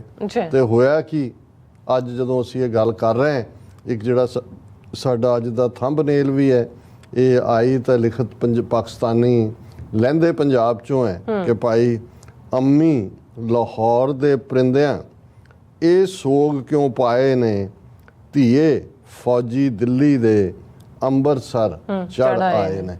ਹੁਣ ਇਹ ਲਾਹੌਰ ਤੇ ਅੰਮ੍ਰਿਤਸਰ, ਜੇ ਤੁਸੀਂ ਟਵਿਨ ਸਿਟੀਜ਼ 15 ਕਿਲੋਮੀਟਰ ਅਪਾਰਟ, ਤੇ ਲਾਹੌਰ ਦੀ ਪ੍ਰੋਗਰੈਸ ਦੇਖੋ ਕਿ ਕਿੱਥੇ ਇਹਨਾਂ 75 ਸਾਲਾਂ ਦੇ ਵਿੱਚ ਇੰਡਸਟਰੀ ਵਾਈਜ਼ ਅਦਰਵਾਈਜ਼ ਲਾਹੌਰ ਕਿੱਥੇ ਹੈ, ਤੇ ਅੰਮ੍ਰਿਤਸਰ ਕਿਸ ਲੈਵਲ ਦੇ ਉੱਤੇ ਸੀ। ਕੱਲ੍ਹ ਵੀ ਗੱਲ ਕੀਤੀ ਸੀ ਕਿ ਈਵਨ ਇਹ ਸਿੰਪਲ ਮੰਗ ਕੇ ਭਾਈ ਇਹਨੂੰ ਹੋਲੀ ਸਿਟੀ ਦਾ ਦਰਜਾ, ਐਟਲੀਸਟ ਵਾਰਡ ਸਿਟੀ, ਜਦੋਂ ਸਿਟੀ ਕਿਹਾ ਜਾਂਦਾ ਹੈ, ਪੁਰਾਣੇ ਸ਼ਹਿਰ ਜਿਨ੍ਹਾਂ ਦੀ ਕੰਧ ਹੁੰਦੀ ਸੀ, ਬਾਕੀ ਤਾਂ ਉਸ ਤੋਂ ਬਾਅਦ ਸੁਬਰਬ ਜਾਂ ਸਾਰੇ ਹੀ ਵਸੇ ਨੇ ਸ਼ਹਿਰ, ਅੰਮ੍ਰਿਤਸਰ ਵੀ ਵਾਰਡ ਸਿਟੀ ਤਾਂ ਬਹੁਤ ਛੋਟਾ ਹੈ। ਔਰ ਜਿਹੜੀ ਮੰਗ ਵੀ ਸੀ ਕਿ ਬਈ ਇਹ ਹੋਲੀ ਸਿਟੀ ਵਾਰਡ ਸਿਟੀ ਦੀ ਮੰਗ ਸੀ, ਲੇਕਿਨ ਉਸ ਦਾ ਜਵਾਬ ਅਸੀਂ ਦੇਖਿਆ ਕਿ ਭਾਈ ਇਹ ਹਿੰਦੂ ਤਵੀਆਂ ਨੇ ਇਹਨਾਂ ਨਾਅਰਿਆਂ ਦੇ ਨਾਲ ਸੜਕਾਂ ਤੇ ਜਾ ਕੇ ਕਿ ਇਹ ਜਿਹੜਾ ਸਿਗਰਟ ਬੀੜੀ ਪੀਏਂਗੇ, शान के साथ जिएंगे, कच्छ कंगा कड़ा किरपान इनको भेजो पाकिस्तान। मतलब ਤੁਸੀਂ लॉयल्टी प्रूव ਕਰਨ ਤੇ ਰਹੇ ਕਿ ਜੀ ਅਸੀਂ ਵੱਡੇ ਭਾਰਤ ਮਾਤਾ ਦੇ ਸਪੁੱਤਰ ਹੈ, ਬੜੇ ਅਸੀਂ ਦੇਸ਼ ਭਗਤ ਹੈ। ਉਹ ਪਹਿਲੇ ਦਿਨ ਤੋਂ ਹੀ ਤੁਹਾਨੂੰ ਜਿਹੜਾ ਹੈ ਉਹਨਾਂ ਨੇ ਟ੍ਰੀਟਰਸ ਦੇ ਖਾਨੇ ਦੇ ਵਿੱਚ ਹੀ ਰੱਖਿਆ। ਔਰ ਅੱਜ ਜੋ 1 ਜੂਨ ਦੀ ਸ਼ੁਰੂਆਤ ਦੀ ਅਸੀਂ ਜਦੋਂ ਗੱਲ ਕਰ ਰਹੇ ਹਾਂ, ਜੋ ਭਾਣਾ ਉਸ ਧਰਤੀ ਤੇ ਵਰਤਾਇਆ ਗਿਆ, ਠੀਕ ਕੌਮ ਨੇ ਉਸ ਦੇ ਲਈ ਲਫ਼ਜ਼ ਘੱਲੂਘਾਰਾ, ਕਿਉਂਕਿ ਜਿਵੇਂ ਅਸੀਂ 18ਵੀਂ ਸਦੀ ਦੇ ਇਤਿਹਾਸ ਦੇ 2 ਘੱਲੂਘਾਰਿਆਂ ਦਾ ਜ਼ਿਕਰ ਕਰਦੇ ਹਾਂ, ਵੱਡਾ ਘੱਲੂਘਾਰਾ ਔਰ ਛੋਟਾ ਘੱਲੂਘਾਰਾ। ਇਹ ਉਹ ਘੱਲੂਘਾਰਾ ਜਿਹੜਾ ਡੈਮੋਕ੍ਰੇਸੀ ਦੇ ਨਾਂ ਥੱਲੇ ਉਸ ਇੰਡੀਅਨ ਸਟੇਟ ਨੇ, ਜਿਹੜੀ ਇੰਡੀਅਨ ਸਟੇਟ ਸਿੱਖ ਕੌਮ ਦੇ ਨਾਲ ਤੀਸਰੀ ਧਿਰ ਸੀ ਜਦੋਂ ਟ੍ਰਾਂਸਫਰ ਆਫ ਪਾਵਰ ਹੋਈ, ਜਿਸ ਕੌਮ ਨੇ 1849 ਤੱਕ ਉਸ ਖਿੱਤੇ ਦੇ ਉੱਤੇ ਜਿਹੜਾ ਉਹ ਆਪਣੀ ਸੋਵਰਨਿਟੀ ਐਸਟੈਬਲਿਸ਼ ਕੀਤੀ ਹੋਈ ਸੀ, ਜਿਸ ਕੌਮ ਨੇ 80% ਤੋਂ ਜ਼ਿਆਦਾ ਕੁਰਬਾਨੀਆਂ ਬ੍ਰਿਟਿਸ਼ ਸਾਮਰਾਜ ਤੋਂ ਫਰੀडम ਦੇ ਵਿੱਚ ਵੀ ਦਿੱਤੀਆਂ, ਜਿਸ ਨੇ ਹਰ ਖਿੱਤੇ ਦੇ ਵਿੱਚ ਇਕਨੋਮਿਕਸ, ਸਪੋਰਟਸ, ਅੱਜ ਤਾਂ ਹੁਣ ਇਹ ਹਰਿਆਣੇ ਦੇ ਪਹਿਲਵਾਨ ਆ ਗਏ ਜਾਂ ਦੂਸਰੇ ਆ ਗਏ, ਤੁਸੀਂ 50s ਤੋਂ ਦੇਖੋ, ਕਾਮਨਵੈਲਥ ਖੇਡਾਂ ਹੋਣ, ਏਸ਼ੀਅਨ ਖੇਡਾਂ ਹੋਣ, ਉਹੀ ਜੂੜਿਆਂ ਵਾਲੇ ਮੁੰਡੇ। ਹੁਣ ਤੁਸੀਂ ਇਹ ਦੇਖੋਗੇ ਵੀ ਉਹੀ ਧਰਤੀ ਜਿੱਥੇ ਕਦੇ ਹਾਕੀ ਦੇ 11 ਚੋਂ 9 ਪਲੇਅਰ ਸਿੱਖਾਂ ਦੇ ਮੁੰਡੇ ਸੀ, ਦੂਸਰੀਆਂ ਸਪੋਰਟਸ ਦੇ ਵਿੱਚ ਵੀ ਅੱਗੇ, ਐਥਲੈਟਿਕਸ ਦੇ ਵਿੱਚ ਵੀ ਅੱਗੇ, ਅਚਾਨਕ ਕੀ ਹੋ ਗਿਆ, ਕਿੱਥੇ ਚਲੇ ਗਏ? ਕਿਉਂਕਿ ਸਟੇਟ ਨੇ ਇਸ ਗੱਲ ਨੂੰ ਯਕੀਨੀ ਬਣਾਇਆ। ਅੱਜ ਪੰਜਾਬ ਜੇ ਭਾਰਤ ਦੇ 29 ਸੂਬਿਆਂ ਦੀ ਆਰਥਿਕ ਹਾਲਤ ਦੇਖੋ, ਉਹ 18ਵੇਂ 19ਵੇਂ ਨੰਬਰ ਤੇ ਹੈ। ਸਪੋਰਟਸ ਵੀ ਤੁਹਾਨੂੰ ਨਹੀਂ ਲੱਭਦਾ, ਬਾਕੀ ਵੀ ਜਿਹੜੀਆਂ ਚੀਜ਼ਾਂ ਨੇ ਉਹ ਤੁਹਾਨੂੰ ਇਕਨੋਮਿਕਲੀ ਔਰ ਅਦਰ ਵੇ ਅਰਾਊਂਡ।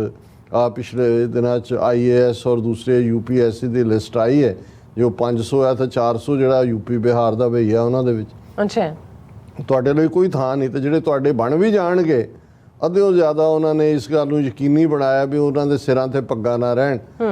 ਕਦੇ ਸੋਚਿਆ ਵੀ ਨਹੀਂ ਸੀ ਜਾ ਸਕਦਾ ਕਿ ਕੋਈ ਫੌਜੀ ਸਿੱਖ ਜਿਹੜਾ ਹੈ ਉਹ ਬਿਨਾਂ ਦਸਤਾਰ ਤੋਂ ਹੋ ਸਕਦਾ ਹੈ। ਲੇਕਿਨ ਤੁਸੀਂ ਅੱਜ ਨਾਂ ਦੇਖੋਗੇ, last name colonel, brigadier, major general, ਤੁਹਾਨੂੰ ਸਿੱਖ ਨਾਂ ਤੋਂ ਅੰਦਾਜ਼ਾ ਹੁੰਦਾ ਸਿੱਖ ਹੈ, ਸਿਰਾਂ ਤੇ ਪੱਗ ਨਹੀਂ ਹੁੰਦੀ, ਕਿਉਂਕਿ ਉਹਨਾਂ ਨੂੰ ਹੀ ਐਨਕਰੇਜ ਕੀਤਾ ਗਿਆ ਜਾਂ ਦੂਜਿਆਂ ਨੂੰ। ਜਿਹੜਾ 5 ਕਕਾਰੀ ਸੀ ਉਹ ਤਾਂ ਉਹਨਾਂ ਨੇ ਫੰਡਾਮੈਂਟਲਿਸਟ ਬਣਾ ਦਿੱਤਾ, ਟੈਰਰਿਸਟ 84 ਤੋਂ ਬਾਅਦ ਤਾਂ ਬਿਲਕੁਲ ਹੀ ਰੀਡਿਫਾਈਨ ਕੀਤਾ। ਸੋ ਇਸ ਸਾਰੇ ਦੇ ਚੱਲਦਿਆਂ ਜਦੋਂ ਇੰਡੀਅਨ ਸਟੇਟ ਨੇ ਪੂਰੇ ਮਾਈਟ ਦੇ ਨਾਲ, ਪੂਰੀ ਪਲੈਨਿੰਗ ਦੇ ਨਾਲ, ਅਸੀਂ ਗੱਲ ਕੀਤੀ ਸੀ ਕਿ ਇੰਦਰਾ ਗਾਂਧੀ ਜਦੋਂ ਵਾਪਸ ਪਾਵਰ ਦੇ ਵਿੱਚ ਆਈ ਜੀ, ਕਿਵੇਂ ਚਕਰਾਤਾ ਔਰ ਦੂਸਰੀਆਂ ਥਾਵਾਂ ਦਾ ਹੁਣ ਸਬੂਤ ਹੈ ਕਿ ਕਿਵੇਂ ਦਰਬਾਰ ਸਾਹਿਬ ਦਾ ਮਾਡਲ ਬਣਾ ਕੇ ਸਪੈਸ਼ਲ ਜਿਹੜੀ ਇੰਡੋ ਤਿੱਬਤਨ ਬਾਰਡਰ ਫੋਰਸ ਕ੍ਰੀਏਟ ਕੀਤੀ ਗਈ ਸੀ 62 ਤੋਂ ਬਾਅਦ, ਉਹਨਾਂ ਦੇ ਕਮਾਂਡੋ ਲਿਆਂਦੇ ਗਏ, ਆਰਮੀ ਦੇ ਸਪੈਸ਼ਲ ਕਮਾਂਡੋ, ਉਹਨਾਂ ਦੀ ਟ੍ਰੇਨਿੰਗ, ਔਰ ਕਿਵੇਂ ਫਿਰ ਅੱਜ ਦੇ ਦਿਨ ਉਹਨਾਂ ਨੇ ਪੰਜਾਬ ਨੂੰ ਰੈਸਟ ਆਫ ਇੰਡੀਆ ਤੋਂ, ਦੁਨੀਆ ਤੋਂ ਰਾਦਰ ਕੱਟ ਆਫ ਕਰ ਦਿੱਤਾ ਹੈ। ਜੋ ਵੀ ਮੀਡੀਆ ਸੀ ਉਸ ਦੇ ਉੱਤੇ ਪੱਕਾ ਸੈਂਸਰ, ਕੋਈ ਹੋਰ ਤੁਹਾਡੀਆਂ ਫੋਨ ਲਾਈਨਾਂ, ਕੋਈ ਕਿਸੇ ਦੀ ਪਹੁੰਚ ਨਹੀਂ, ਪੈਦਲ ਚੱਲਣ ਤੱਕ ਤੇ ਪਾਬੰਦੀ ਲਾ ਦਿੱਤੀ, ਕਰਫਿਊ, ਮਾਰਸ਼ਲ ਲਾਅ ਵਾਂਗ। ਔਰ ਪੰਜਾਬ ਦੇ ਵਿੱਚ ਲਗਭਗ 2 ਲੱਖ ਫੌਜ, 1 ਲੱਖ ਜਿਹੜੀ ਹੈ ਉਹਨਾਂ ਦੀ, ਉਹ ਪੰਜਾਬ ਦੇ 12,000 ਤੋਂ ਜ਼ਿਆਦਾ ਪਿੰਡਾਂ ਦੇ ਵਿੱਚ ਪਾਕਿਸਤਾਨ ਦੇ ਬਾਰਡਰ ਤੋਂ ਲੈ ਕੇ ਔਰ ਈਵਨ ਚੰਡੀਗੜ੍ਹ ਔਰ ਹਰਿਆਣੇ ਦੇ ਕੁਝ ਹਿੱਸੇ ਵੀ। ਔਰ ਇਹ ਜਿਹੜਾ ਧਾਵਾ ਫਿਰ 3 ਜੂਨ ਨੂੰ ਜਦੋਂ ਫੁੱਲ ਸਕੇਲ ਅਟੈਕ ਸ਼੍ਰੀ ਅਕਾਲ ਤਖਤ ਸਾਹਿਬ, ਦਰਬਾਰ ਸਾਹਿਬ ਤੇ 37 ਹੋਰ ਇਤਿਹਾਸਕ ਗੁਰਦੁਆਰਿਆਂ ਤੇ ਹੁੰਦਾ ਹੈ, ਜਿਨ੍ਹਾਂ 'ਚ ਬਹੁਤਿਆਂ ਨੂੰ, ਕਿਉਂਕਿ ਜਦੋਂ ਟੈਂਕਾਂ ਦੀ ਗੱਲ ਹੁੰਦੀ ਹੈ, ਟੈਂਕਾਂ ਤੋਪਾਂ ਦੇ ਹਮਲੇ ਦੀ, ਤਾਂ ਸਾਡਾ ਫੋਕਸ ਦਰਬਾਰ ਸਾਹਿਬ ਤੱਕ ਹੀ ਹੁੰਦਾ ਹੈ। ਲੇਕਿਨ ਦਰਬਾਰ ਸਾਹਿਬ ਤੋਂ ਇਲਾਵਾ ਤਰਨਤਾਰਨ ਸਾਹਿਬ ਦੀਆਂ ਪਰਿਕਰਮਾ 'ਚ ਵੀ ਟੈਂਕ ਲਿਆਂਦੇ ਗਏ, ਗੁਰਦੁਆਰਾ ਦੂਖ ਨਿਵਾਰਨ ਸਾਹਿਬ ਪਟਿਆਲਾ 'ਚ ਵੀ ਟੈਂਕ ਲਿਆਂਦੇ ਗਏ, ਗੁਰਦੁਆਰਾ ਮੁਕਤਸਰ ਸਾਹਿਬ ਦੇ ਵਿੱਚ ਵੀ ਟੈਂਕ ਲਿਆਂਦੇ ਗਏ। ਔਰ ਇਹ ਜਿਹੜਾ ਸਿੱਖ ਕੌਮ ਦੇ ਖਿਲਾਫ ਟੋਟਲ ਵਾਰ ਦੀ ਸ਼ੁਰੂਆਤ ਸੀ। ਹੁਣ ਇੰਨੇ ਕੁ ਅਕਾਊਂਟ, ਇੰਨੀਆਂ ਕੁ ਕਿਤਾਬਾਂ ਆ ਗਈਆਂ ਨੇ ਔਰ ਚੰਗੇ ਹਿਸਟੋਰੀਅਨਸ ਨੇ, ਜਿਨ੍ਹਾਂ 'ਚ ਖਾਸ ਤੌਰ 'ਤੇ ਸਰ ਅਜਮੇਰ ਸਿੰਘ ਹੋਰਾਂ ਨੇ ਕਾਫੀ ਰਿਸਰਚ ਕਰਕੇ ਘੱਲੂਘਾਰਾ 84 ਔਰ ਇਹ ਸਾਰੇ ਦੇ ਉੱਤੇ ਜਿਹੜਾ ਬ੍ਰੇਕਡਾਊਨ ਦਿੱਤਾ ਡੇ ਵਾਈਜ਼ ਕਿ 1 ਜੂਨ ਨੂੰ ਕੀ ਹੋਇਆ, 2 ਨੂੰ ਕੀ ਹੋਇਆ, 3 ਨੂੰ ਕੀ ਹੋਇਆ। ਸੋ ਮੈਂ ਉਸ ਵੇਰਵੇ ਵਿੱਚ ਨਹੀਂ ਜਾਵਾਂਗਾ ਹੁਣ, ਇੰਨੀ ਜਾਣਕਾਰੀ। ਔਰ ਬੈਟਲ ਆਫ ਅੰਮ੍ਰਿਤਸਰ, ਜਿਵੇਂ ਇੱਕ ਫਿਲਮ ਜਿਹਨੂੰ ਆਸਟ੍ਰੇਲੀਆ ਦੇ ਵਿੱਚ ਵੀ ਡਿਸਪਲੇ ਕੀਤਾ ਜਾ ਰਿਹਾ ਇਸ ਘੱਲੂਘਾਰਾ 84 ਦੀ ਯਾਦ ਦੇ ਮੌਕੇ, ਉਸ ਦੇ ਵਿੱਚ ਜਿਹੜੀਆਂ ਆਈ ਵਿਟਨੈਸਿਸ ਨੇ ਉਹਨਾਂ ਦਾ ਅਕਾਊਂਟ ਸ਼ਾਮਲ ਹੈ ਵੀ ਕੀ ਹੋਇਆ। ਇਸ ਤੋਂ ਇਲਾਵਾ ਵੀ ਜਿਹੜੀ ਪਹਿਲੀ ਰਿਪੋਰਟ ਜੂਨ 84 ਦੇ ਇਸ ਹਮਲੇ ਤੋਂ ਬਾਅਦ ਦਿੱਲੀ ਬੇਸ, ਭਾਵੇਂ ਉਹ ਲੈਫਟਿਸਟ ਗਰੁੱਪ ਸੀ, ਉਹਨਾਂ ਨੇ ਆਪਰੇਸ਼ਨ ਇਨ ਪੰਜਾਬ ਇਹ ਰਿਪੋਰਟ ਕੱਢੀ ਸੀ, ਜਿਹੜੀ ਕਿ ਬਹੁਤ ਸਾਰੀ ਟੈਸਟੀਮਨੀ ਸੀ ਆਈ ਵਿਟਨੈਸਿਸ ਦੇ ਬੇਸਡ ਕਿ ਕੀ ਹੋਇਆ ਦਰਬਾਰ ਸਾਹਿਬ ਦੇ ਅੰਦਰ, ਬਾਕੀ ਥਾਵਾਂ ਤੇ ਕੀ ਹੋਇਆ, ਪਿੰਡਾਂ ਦੇ ਵਿੱਚ ਕੀ ਜ਼ਬਰ ਹੋਇਆ। ਸੋ ਇਹ ਜਿਹੜੀ 39 ਵਰ੍ਹੇ ਪਹਿਲਾਂ ਉਹਨਾਂ ਨੇ ਸਾਡੇ ਉੱਤੇ ਟੋਟਲ ਵਾਰ ਵਿੱਢੀ। ਇਸ ਦੇ ਫਿਰ ਕਈ ਫੇਜ਼ਸ ਇਹਨਾਂ 39 ਵਰ੍ਹਿਆਂ 'ਚ ਨੇ। ਪਹਿਲੇ ਨੂੰ ਉਹਨਾਂ ਨੇ ਆਪਰੇਸ਼ਨ ਬਲੂ ਸਟਾਰ ਦਾ ਨਾਂ ਦਿੱਤਾ ਔਰ ਫਿਰ ਅਸੀਂ ਦੇਖਦੇ ਹਾਂ ਕਿ ਇਸ ਤੋਂ ਫੌਰਨ ਇਹਦੇ ਥੱਲੇ ਜਿਹੜਾ ਜੋ ਉਹਨਾਂ ਨੇ ਇਤਿਹਾਸਕ ਗੁਰਦੁਆਰਿਆਂ 'ਚ ਅੰਮ੍ਰਿਤਧਾਰੀ ਸਿੱਖਾਂ ਦੇ ਨਾਲ ਦੂਸਰਾ ਕੀਤਾ, ਉਹ ਫਿਰ ਜਿਹੜਾ ਦੂਸਰਾ ਉਹਨਾਂ ਨੇ ਨਾਲ ਦੀ ਨਾਲ ਪੰਜਾਬ ਦੇ ਪਿੰਡਾਂ ਦੇ ਵਿੱਚ ਵੀ ਜਿਹੜਾ ਫੌਜੀ, ਜਿਹਨੂੰ ਇਹਨਾਂ ਨੇ ਆਪਰੇਸ਼ਨ ਵੁੱਡ ਰੋਜ਼ ਕਿਹਾ, ਜੰਗਲ ਦਾ ਫੁੱਲ, ਉਹ ਜੰਗਲੀ ਗੁਲਾਬ, ਉਹਦੇ ਥੱਲੇ ਫਿਰ ਕਿਵੇਂ ਉਹਨਾਂ ਨੇ ਚੁਣ ਕੇ 12,000 ਤੋਂ ਜ਼ਿਆਦਾ ਪਿੰਡਾਂ 'ਚ ਅੰਮ੍ਰਿਤਧਾਰੀ ਨੌਜਵਾਨਾਂ ਨੂੰ 12-13 ਸਾਲ ਦੀ ਉਮਰ ਤੋਂ ਲੈ ਕੇ 30-32 ਸਾਲ ਤੱਕ ਘਰਾਂ 'ਚੋਂ ਚੁੱਕਿਆ, ਮਾਰਿਆ, ਝੂਠੇ ਪੁਲਿਸ ਮੁਕਾਬਲੇ ਬਣਾਏ। ਕਿਵੇਂ ਇੱਕ ਵੱਡੀ ਗਿਣਤੀ ਜਿਹੜੀ ਹੈ ਉਹ ਗੁਆਂਢੀ ਮੁਲਕ ਦੇ ਵਿੱਚ ਵੀ ਜਿਹੜੇ ਨੌਜਵਾਨ ਕੁਛ ਗਏ, ਕੁਛ ਜਿਹੜੀ ਉਦੋਂ ਦੀ ਜਿਹੜੀ ਹਿਜਰਤ ਸ਼ੁਰੂ ਹੋਈ ਆ, ਜਦੋਂ ਅਸੀਂ ਇਹ ਕਹਿੰਦੇ ਹਾਂ ਕਿ ਜੀ ਪੰਜਾਬ ਖਾਲੀ ਹੋ ਗਿਆ ਹੈ ਜਾਂ ਖਾਲੀ ਹੋ ਰਿਹਾ, ਹਰ ਵਰ੍ਹੇ 4-5 ਲੱਖ ਯੰਗ ਉਮਰ ਦੇ ਬੱਚੇ ਬੱਚੀਆਂ, ਜੇ ਹਾਈ ਸਕੂਲ 10+2 ਕੀਤਾ ਹੁੰਦਾ, ਆਈਲੈਟ ਕਰਕੇ ਟੋਫਲ ਕਰਕੇ ਨਿਕਲਣ ਦਾ ਹੁੰਦਾ, ਤੇ ਜਿੱਥੇ ਇਸ ਪੈਮਾਨੇ ਦੇ ਉੱਤੇ ਹਿਜਰਤ ਹੈ, ਇਸ ਦਾ ਮੁੱਢ ਵੀ 84 ਤੋਂ ਬਾਅਦ ਹੀ ਬਣਿਆ। ਕਿਉਂਕਿ ਜਦੋਂ ਐਥਨਿਕ ਕਲੀਨਜ਼ਿੰਗ ਕੀਤੀ ਜਾਂਦੀ ਹੈ, ਫਿਰ ਹਿਜਰਤ ਅਸੀਂ ਅੱਜ ਡਿਸਕਸ ਕਰਾਂਗੇ ਕਿ ਜੋ ਮਨੀਪੁਰ 'ਚ ਚੱਲ ਰਿਹਾ, ਜਿੱਥੇ ਬੀਜੇਪੀ ਦੀ ਸਰਕਾਰ ਔਰ ਅਮਿਤ ਸ਼ਾਹ ਜਾ ਕੇ ਹੁਣ ਉੱਥੇ ਬੈਠੇ, ਕਿਵੇਂ ਸਿਸਟਮੈਟਿਕ ਢੰਗ ਦੇ ਨਾਲ ਕੁੱਕੀ ਕਬੀਲੇ ਜਿਹੜੇ 90% ਮਨੀਪੁਰ ਦੇ ਪਹਾੜੀ ਇਲਾਕਿਆਂ ਦੇ ਵਿੱਚ ਜਿਨ੍ਹਾਂ ਦਾ ਹੈ, ਉਹਨਾਂ ਨੂੰ ਦੇ ਉੱਤੇ ਕਿਵੇਂ ਜ਼ੁਲਮ ਹੋ ਰਹੇ ਨੇ ਔਰ ਕਿਵੇਂ ਸਿਸਟਮੈਟਿਕਲੀ 1 ਮਹੀਨੇ ਤੋਂ ਇਹ ਐਥਨਿਕ ਕਲੀਨਜ਼ਿੰਗ ਜਾਰੀ ਹੈ। ਹੁਣ ਇਹ ਇੱਕ ਨੀਤੀ ਦੇ ਤਹਿਤ ਹੁੰਦਾ, ਉਹ ਸਰਕਮਸਟੈਂਸਸ ਕ੍ਰੀਏਟ ਕਰ ਦਿੱਤੇ ਜਾਂਦੇ ਨੇ। ਸੋ ਪੰਜਾਬ ਦੇ ਵਿੱਚ ਜੋ ਕੁਛ ਵਾਪਰਿਆ, ਮੈਂ ਬਹੁਤ ਸਾਰੀਆਂ ਘੱਲੂਘਾਰੇ ਦੀਆਂ ਜਿਹੜੀਆਂ ਹਿਰਦੇ ਵੇਦਕ ਜਾਂ ਦਿਲ ਨੂੰ ਵਿਲੁੰਦਰਨ ਵਾਲੀਆਂ ਘਟਨਾਵਾਂ ਨੇ, ਉਹ ਸਾਡੇ ਸਾਹਮਣੇ ਨੇ। ਮੈਂ ਉਹਨਾਂ ਦੇ ਉੱਤੇ ਨਹੀਂ ਕਰਾਂਗਾ ਬਹੁਤੀਆਂ ਟਿੱਪਣੀਆਂ, ਕਿਉਂਕਿ ਉਹ ਬਹੁਤ ਕੁਝ ਸਾਹਮਣੇ ਹੈ। ਲੇਕਿਨ ਜਿਹੜੀ ਇਸ ਸਾਰੇ ਦੇ ਨਾਲ ਜੁੜੀ ਹੋਈ ਸਪਿਰਿਟ ਹੈ ਕਿ ਭਾਈ ਜੇ ਦੁਸ਼ਮਣ ਦਾ ਇਰਾਦਾ ਟੋਟਲ ਵਾਰ ਵਿੱਢ ਕੇ ਸਿੱਖਾਂ ਦਾ ਸਰਵਨਾਸ਼ ਸੀ ਤੇ ਕੌਮ ਨੇ ਇਸ ਦਾ ਢੁਕਵਾਂ ਜਵਾਬ ਵੀ ਦਿੱਤਾ ਹੈ। ਦਰਬਾਰ ਸਾਹਿਬ ਤੇ ਘੱਲੂਘਾਰੇ ਦੇ ਦੋ ਆਸਪੈਕਟ, ਇੱਕ ਪਾਸੇ ਬੇਗੁਨਾਹ ਦਾ ਮਾਰਿਆ ਜਾਣਾ ਜਿਹੜਾ ਜ਼ਾਹਰ ਹੈ ਘੱਲੂਘਾਰ ਹੈ, ਪਰ ਦੂਸਰਾ ਜਦੋਂ ਅਸੀਂ ਸੰਤ ਜਰਨੈਲ ਸਿੰਘ ਖਾਲਸਾ ਪਿੰਡਰਾਂ ਵਾਲੇ, ਜਨਰਲ ਸੁਬੇਗ ਸਿੰਘ, ਭਾਈ ਅਮਰੀਕ ਸਿੰਘ ਔਰ ਉਹਨਾਂ ਦੇ ਸਾਥੀ ਸਿੰਘਾਂ ਦੀ ਗਾਥਾ ਸੁਣਾਉਂਦੇ ਤੇ ਇਹ ਫਿਰ ਚਮਕੌਰ ਦੀ ਗੜੀ ਦੀ ਯਾਦ ਦਹਾਨੀ ਹੈ ਕਿ ਕਿਵੇਂ 1.25 ਲੱਖ ਸਪਿਰਿਟ ਨੇ ਅਖੀਰਲੇ ਸਾਹ ਤੇ ਅਖੀਰਲੀ ਗੋਲੀ ਤੱਕ ਮੁਕਾਬਲਾ ਕੀਤਾ। ਫਿਰ ਸਾਡੇ ਜਦੋਂ ਅਸੀਂ ਸੂਰਿਆਂ ਦੀ ਆਪਣੀ ਗੱਲ ਕਰਦੇ ਹਾਂ, ਸ਼ਹੀਦ ਬੇਅੰਤ ਸਿੰਘ, ਸਤਵੰਤ ਸਿੰਘ, ਕੇਰ ਸਿੰਘ, ਭਾਈ ਹਰਜਿੰਦਰ ਸਿੰਘ ਜਿੰਦਾ, ਭਾਈ ਸੁਖਦੇਵ ਸਿੰਘ ਸੁੱਖਾ, ਜਿਨ੍ਹਾਂ ਨੇ ਇੰਦਰਾ ਗਾਂਧੀ ਔਰ ਜਨਰਲ ਵੈਦਿਆ ਜਿਹੜੇ ਮੁੱਖ ਤੌਰ ਦੇ ਉੱਤੇ ਪਲੈਨਰ ਔਰ ਐਗਜ਼ੀਕਿਊਸ਼ਨਰ ਸੀ, ਉਹਨਾਂ ਨੂੰ ਸਜ਼ਾ ਯਾਫਤਾ ਕੀਤਾ। ਤੇ ਇਹ ਫਿਰ ਸਾਡੇ ਮੌਜੂਦਾ ਇਤਿਹਾਸ ਨੂੰ ਭਾਈ ਸੁੱਖਾ ਸਿੰਘ, ਭਾਈ ਮਹਿਤਾਬ ਸਿੰਘ ਦੀ ਲੈਗੇਸੀ ਦੇ ਨਾਲ ਜਾ ਕੇ ਜੋੜਦਾ। ਔਰ ਮੈਂ ਬਹੁਤਾ ਅੱਗੇ ਨਾ ਜਾਂਦਾ ਹੋਇਆ ਬਾਕੀ ਅਸੀਂ ਗੱਲ ਕਰਾਂਗੇ ਧਰਮੀ ਫੌਜੀਆਂ ਦੀ ਕਿੰਨੀ ਵੱਡੀ ਸੈਕਰੀਫਾਈਸ ਹੈ ਔਰ ਇਹ ਸਾਰੇ ਦੇ ਵਿੱਚ ਕੀ ਵਾਪਰਦਾ। ਪਰ ਮੈਂ ਜਦੋਂ ਕਿ ਪੋਇਟਰੀ ਦੇ ਐਂਗਲ ਤੋਂ ਮੈਂ ਸਮਝਦਾ ਵੀ ਬਹੁਤ ਵਾਰ ਲੰਬੀ ਗੱਲ ਛੋਟੇ ਅੰਦਾਜ਼ ਦੇ ਵਿੱਚ ਪੋਇਟਰੀ 'ਚ ਕਹੀ ਜਾਂਦੀ ਹੈ।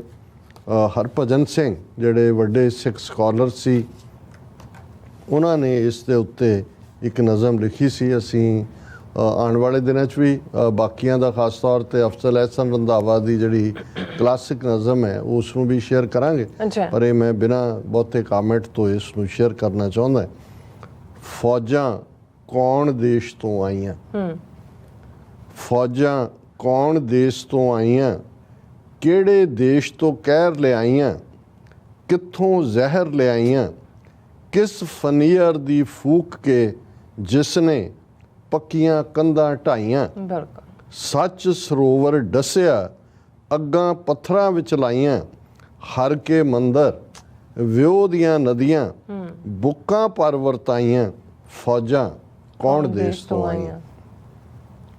ਸਿਮਰਨ ਬਾਝੋਂ ਜਾਪ ਰਿਹਾ ਸੀ ਐਲੇ ਜਨਮ ਗਵਾਇਆ, ਕਰ ਮਤਾ ਹੈ ਆਖਰ ਉਮਰੇ ਇਸ ਕਾਫਰ ਰੱਬ ਨੂੰ ਧਿਆਇਆ, ਦਿੱਲੀ ਨੇ ਜਦ ਅੰਮ੍ਰਿਤਸਰ ਤੇ ਜੰਮ ਕਰ ਮੁਗਲ ਚੜਾਇਆ, ਹੈਵਰ ਗੈਵਰ ਤੋਂ ਵੀ ਤਕੜਾ ਜਦ ਲੋਹੇ ਯਾਨ ਦੌੜਾਇਆ।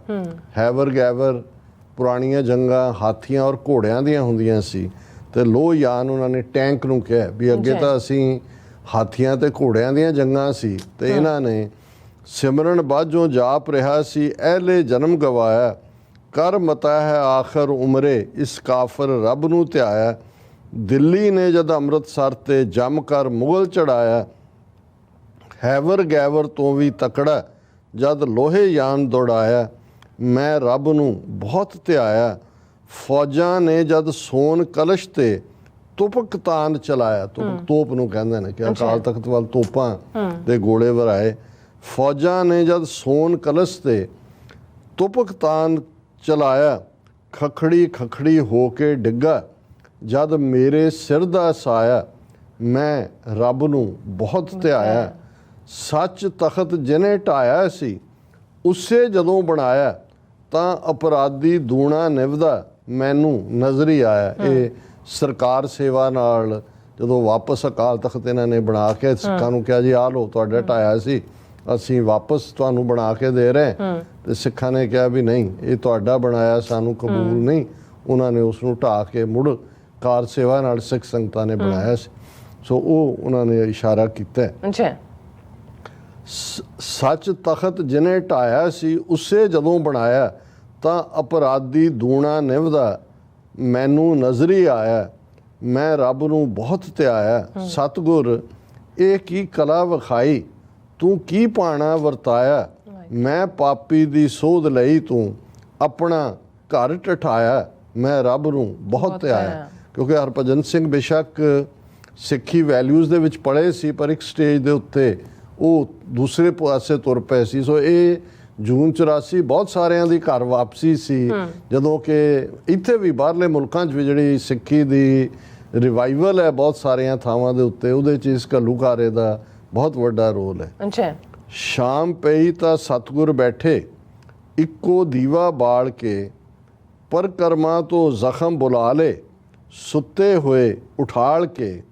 ਜ਼ਹਿਰੀ ਰਾਤ ਗਜ਼ਬ ਦੀ ਕਾਲੀ, ਕਿਤੇ ਕਿਤੇ ਕੋਈ ਤਾਰਾ ਸੀ, ਭਿੰਨੜੇ ਬੋਲ ਗੁਰੂ ਜੀ ਬੋਲੇ, ਚਾਨਣ ਵਿੱਚ ਨੁਹਾਲ ਕੇ। ਅੱਜ ਦੀ ਰਾਤ ਕਿਸੇ ਨਹੀਂ ਸੌਣਾ, ਹਾਲੇ ਦੂਰ ਸ਼ਹੀਦੀ ਹੈ, ਅਜੇ ਤਾਂ ਸੂਰਜ ਰੋਸ਼ਨ ਕਰਨਾ, ਆਪਣੇ ਹੱਥੀਂ ਬਾਲ ਕੇ। ਨਾ ਕੋ ਬੈਰੀ ਨਾਹੇ ਬਗਾਨਾ, ਸਤਿਗੁਰ ਦਾ ਸਭ ਸਦਕਾ ਹੈ, ਪਰ ਵੇਖੋ ਜਾਬਰ ਲੈ ਨਾ ਜਾਏ, ਪਰ ਪ੍ਰਤੀਤ ਉਧਾਲ ਕੇ। ਸੋ ਇਹ ਜਿਹੜੀ ਸ਼ਾਇਰੀ ਹੁੰਦੀ ਹੈ, ਇਹ ਸਿੰਬਲਸ ਦੇ ਵਿੱਚ ਗੱਲ ਹੁੰਦੀ ਹੈ, ਬਿਲਕੁਲ। ਔਰ ਇਹ ਜਿਹੜੀਆਂ ਭਾਵਨਾਵਾਂ ਨੇ ਉਸ ਪੀਰੀਅਡ ਦੇ ਵਿੱਚ ਹਰ ਸਿੱਖ, ਕੋਈ ਪ੍ਰੈਕਟਿਸਿੰਗ ਸੀ ਨਹੀਂ ਸੀ, ਸਿੱਖੀ ਸਰੂਪ ਸੀ ਨਹੀਂ ਸੀ, ਦੁਨੀਆ ਭਰ ਦੇ ਵਿੱਚ ਇੱਕ ਇੰਨਾ ਵੱਡਾ ਸ਼ੌਕ ਸਮੁੱਚੀ ਕੌਮ ਦੇ ਲਈ ਸੀ।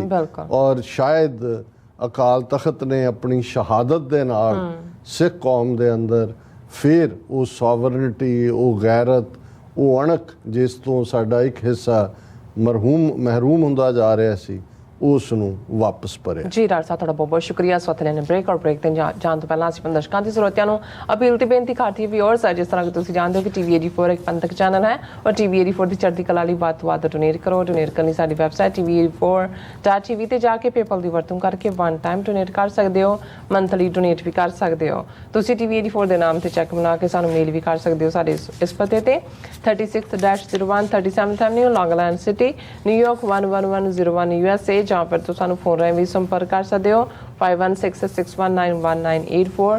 ਤੁਸੀਂ ਸਾਨੂੰ ਈਮੇਲ ਵੀ ਕਰ ਸਕਦੇ ਹੋ info@tv84.tv ਤੇ। ਅਸੀਂ ਤੁਹਾਡੇ ਤਹਿ ਦਿਲ ਤੋਂ ਸ਼ੁਕਰਗੁਜ਼ਾਰ ਹੋਵਾਂਗੇ। ਸੋ ਲੈਣੇ ਬ੍ਰੇਕ ਵਿਊਅਰਸ, ਤੁਸੀਂ ਸਾਨੂੰ ਇਸੇ ਤਰ੍ਹਾਂ ਬਣੇ ਰਹਿਣਾ। ਮਿਲਦੇ ਹਾਂ ਆਫਟਰ ਦਿਸ ਸ਼ਾਰਟ ਬ੍ਰੇਕ।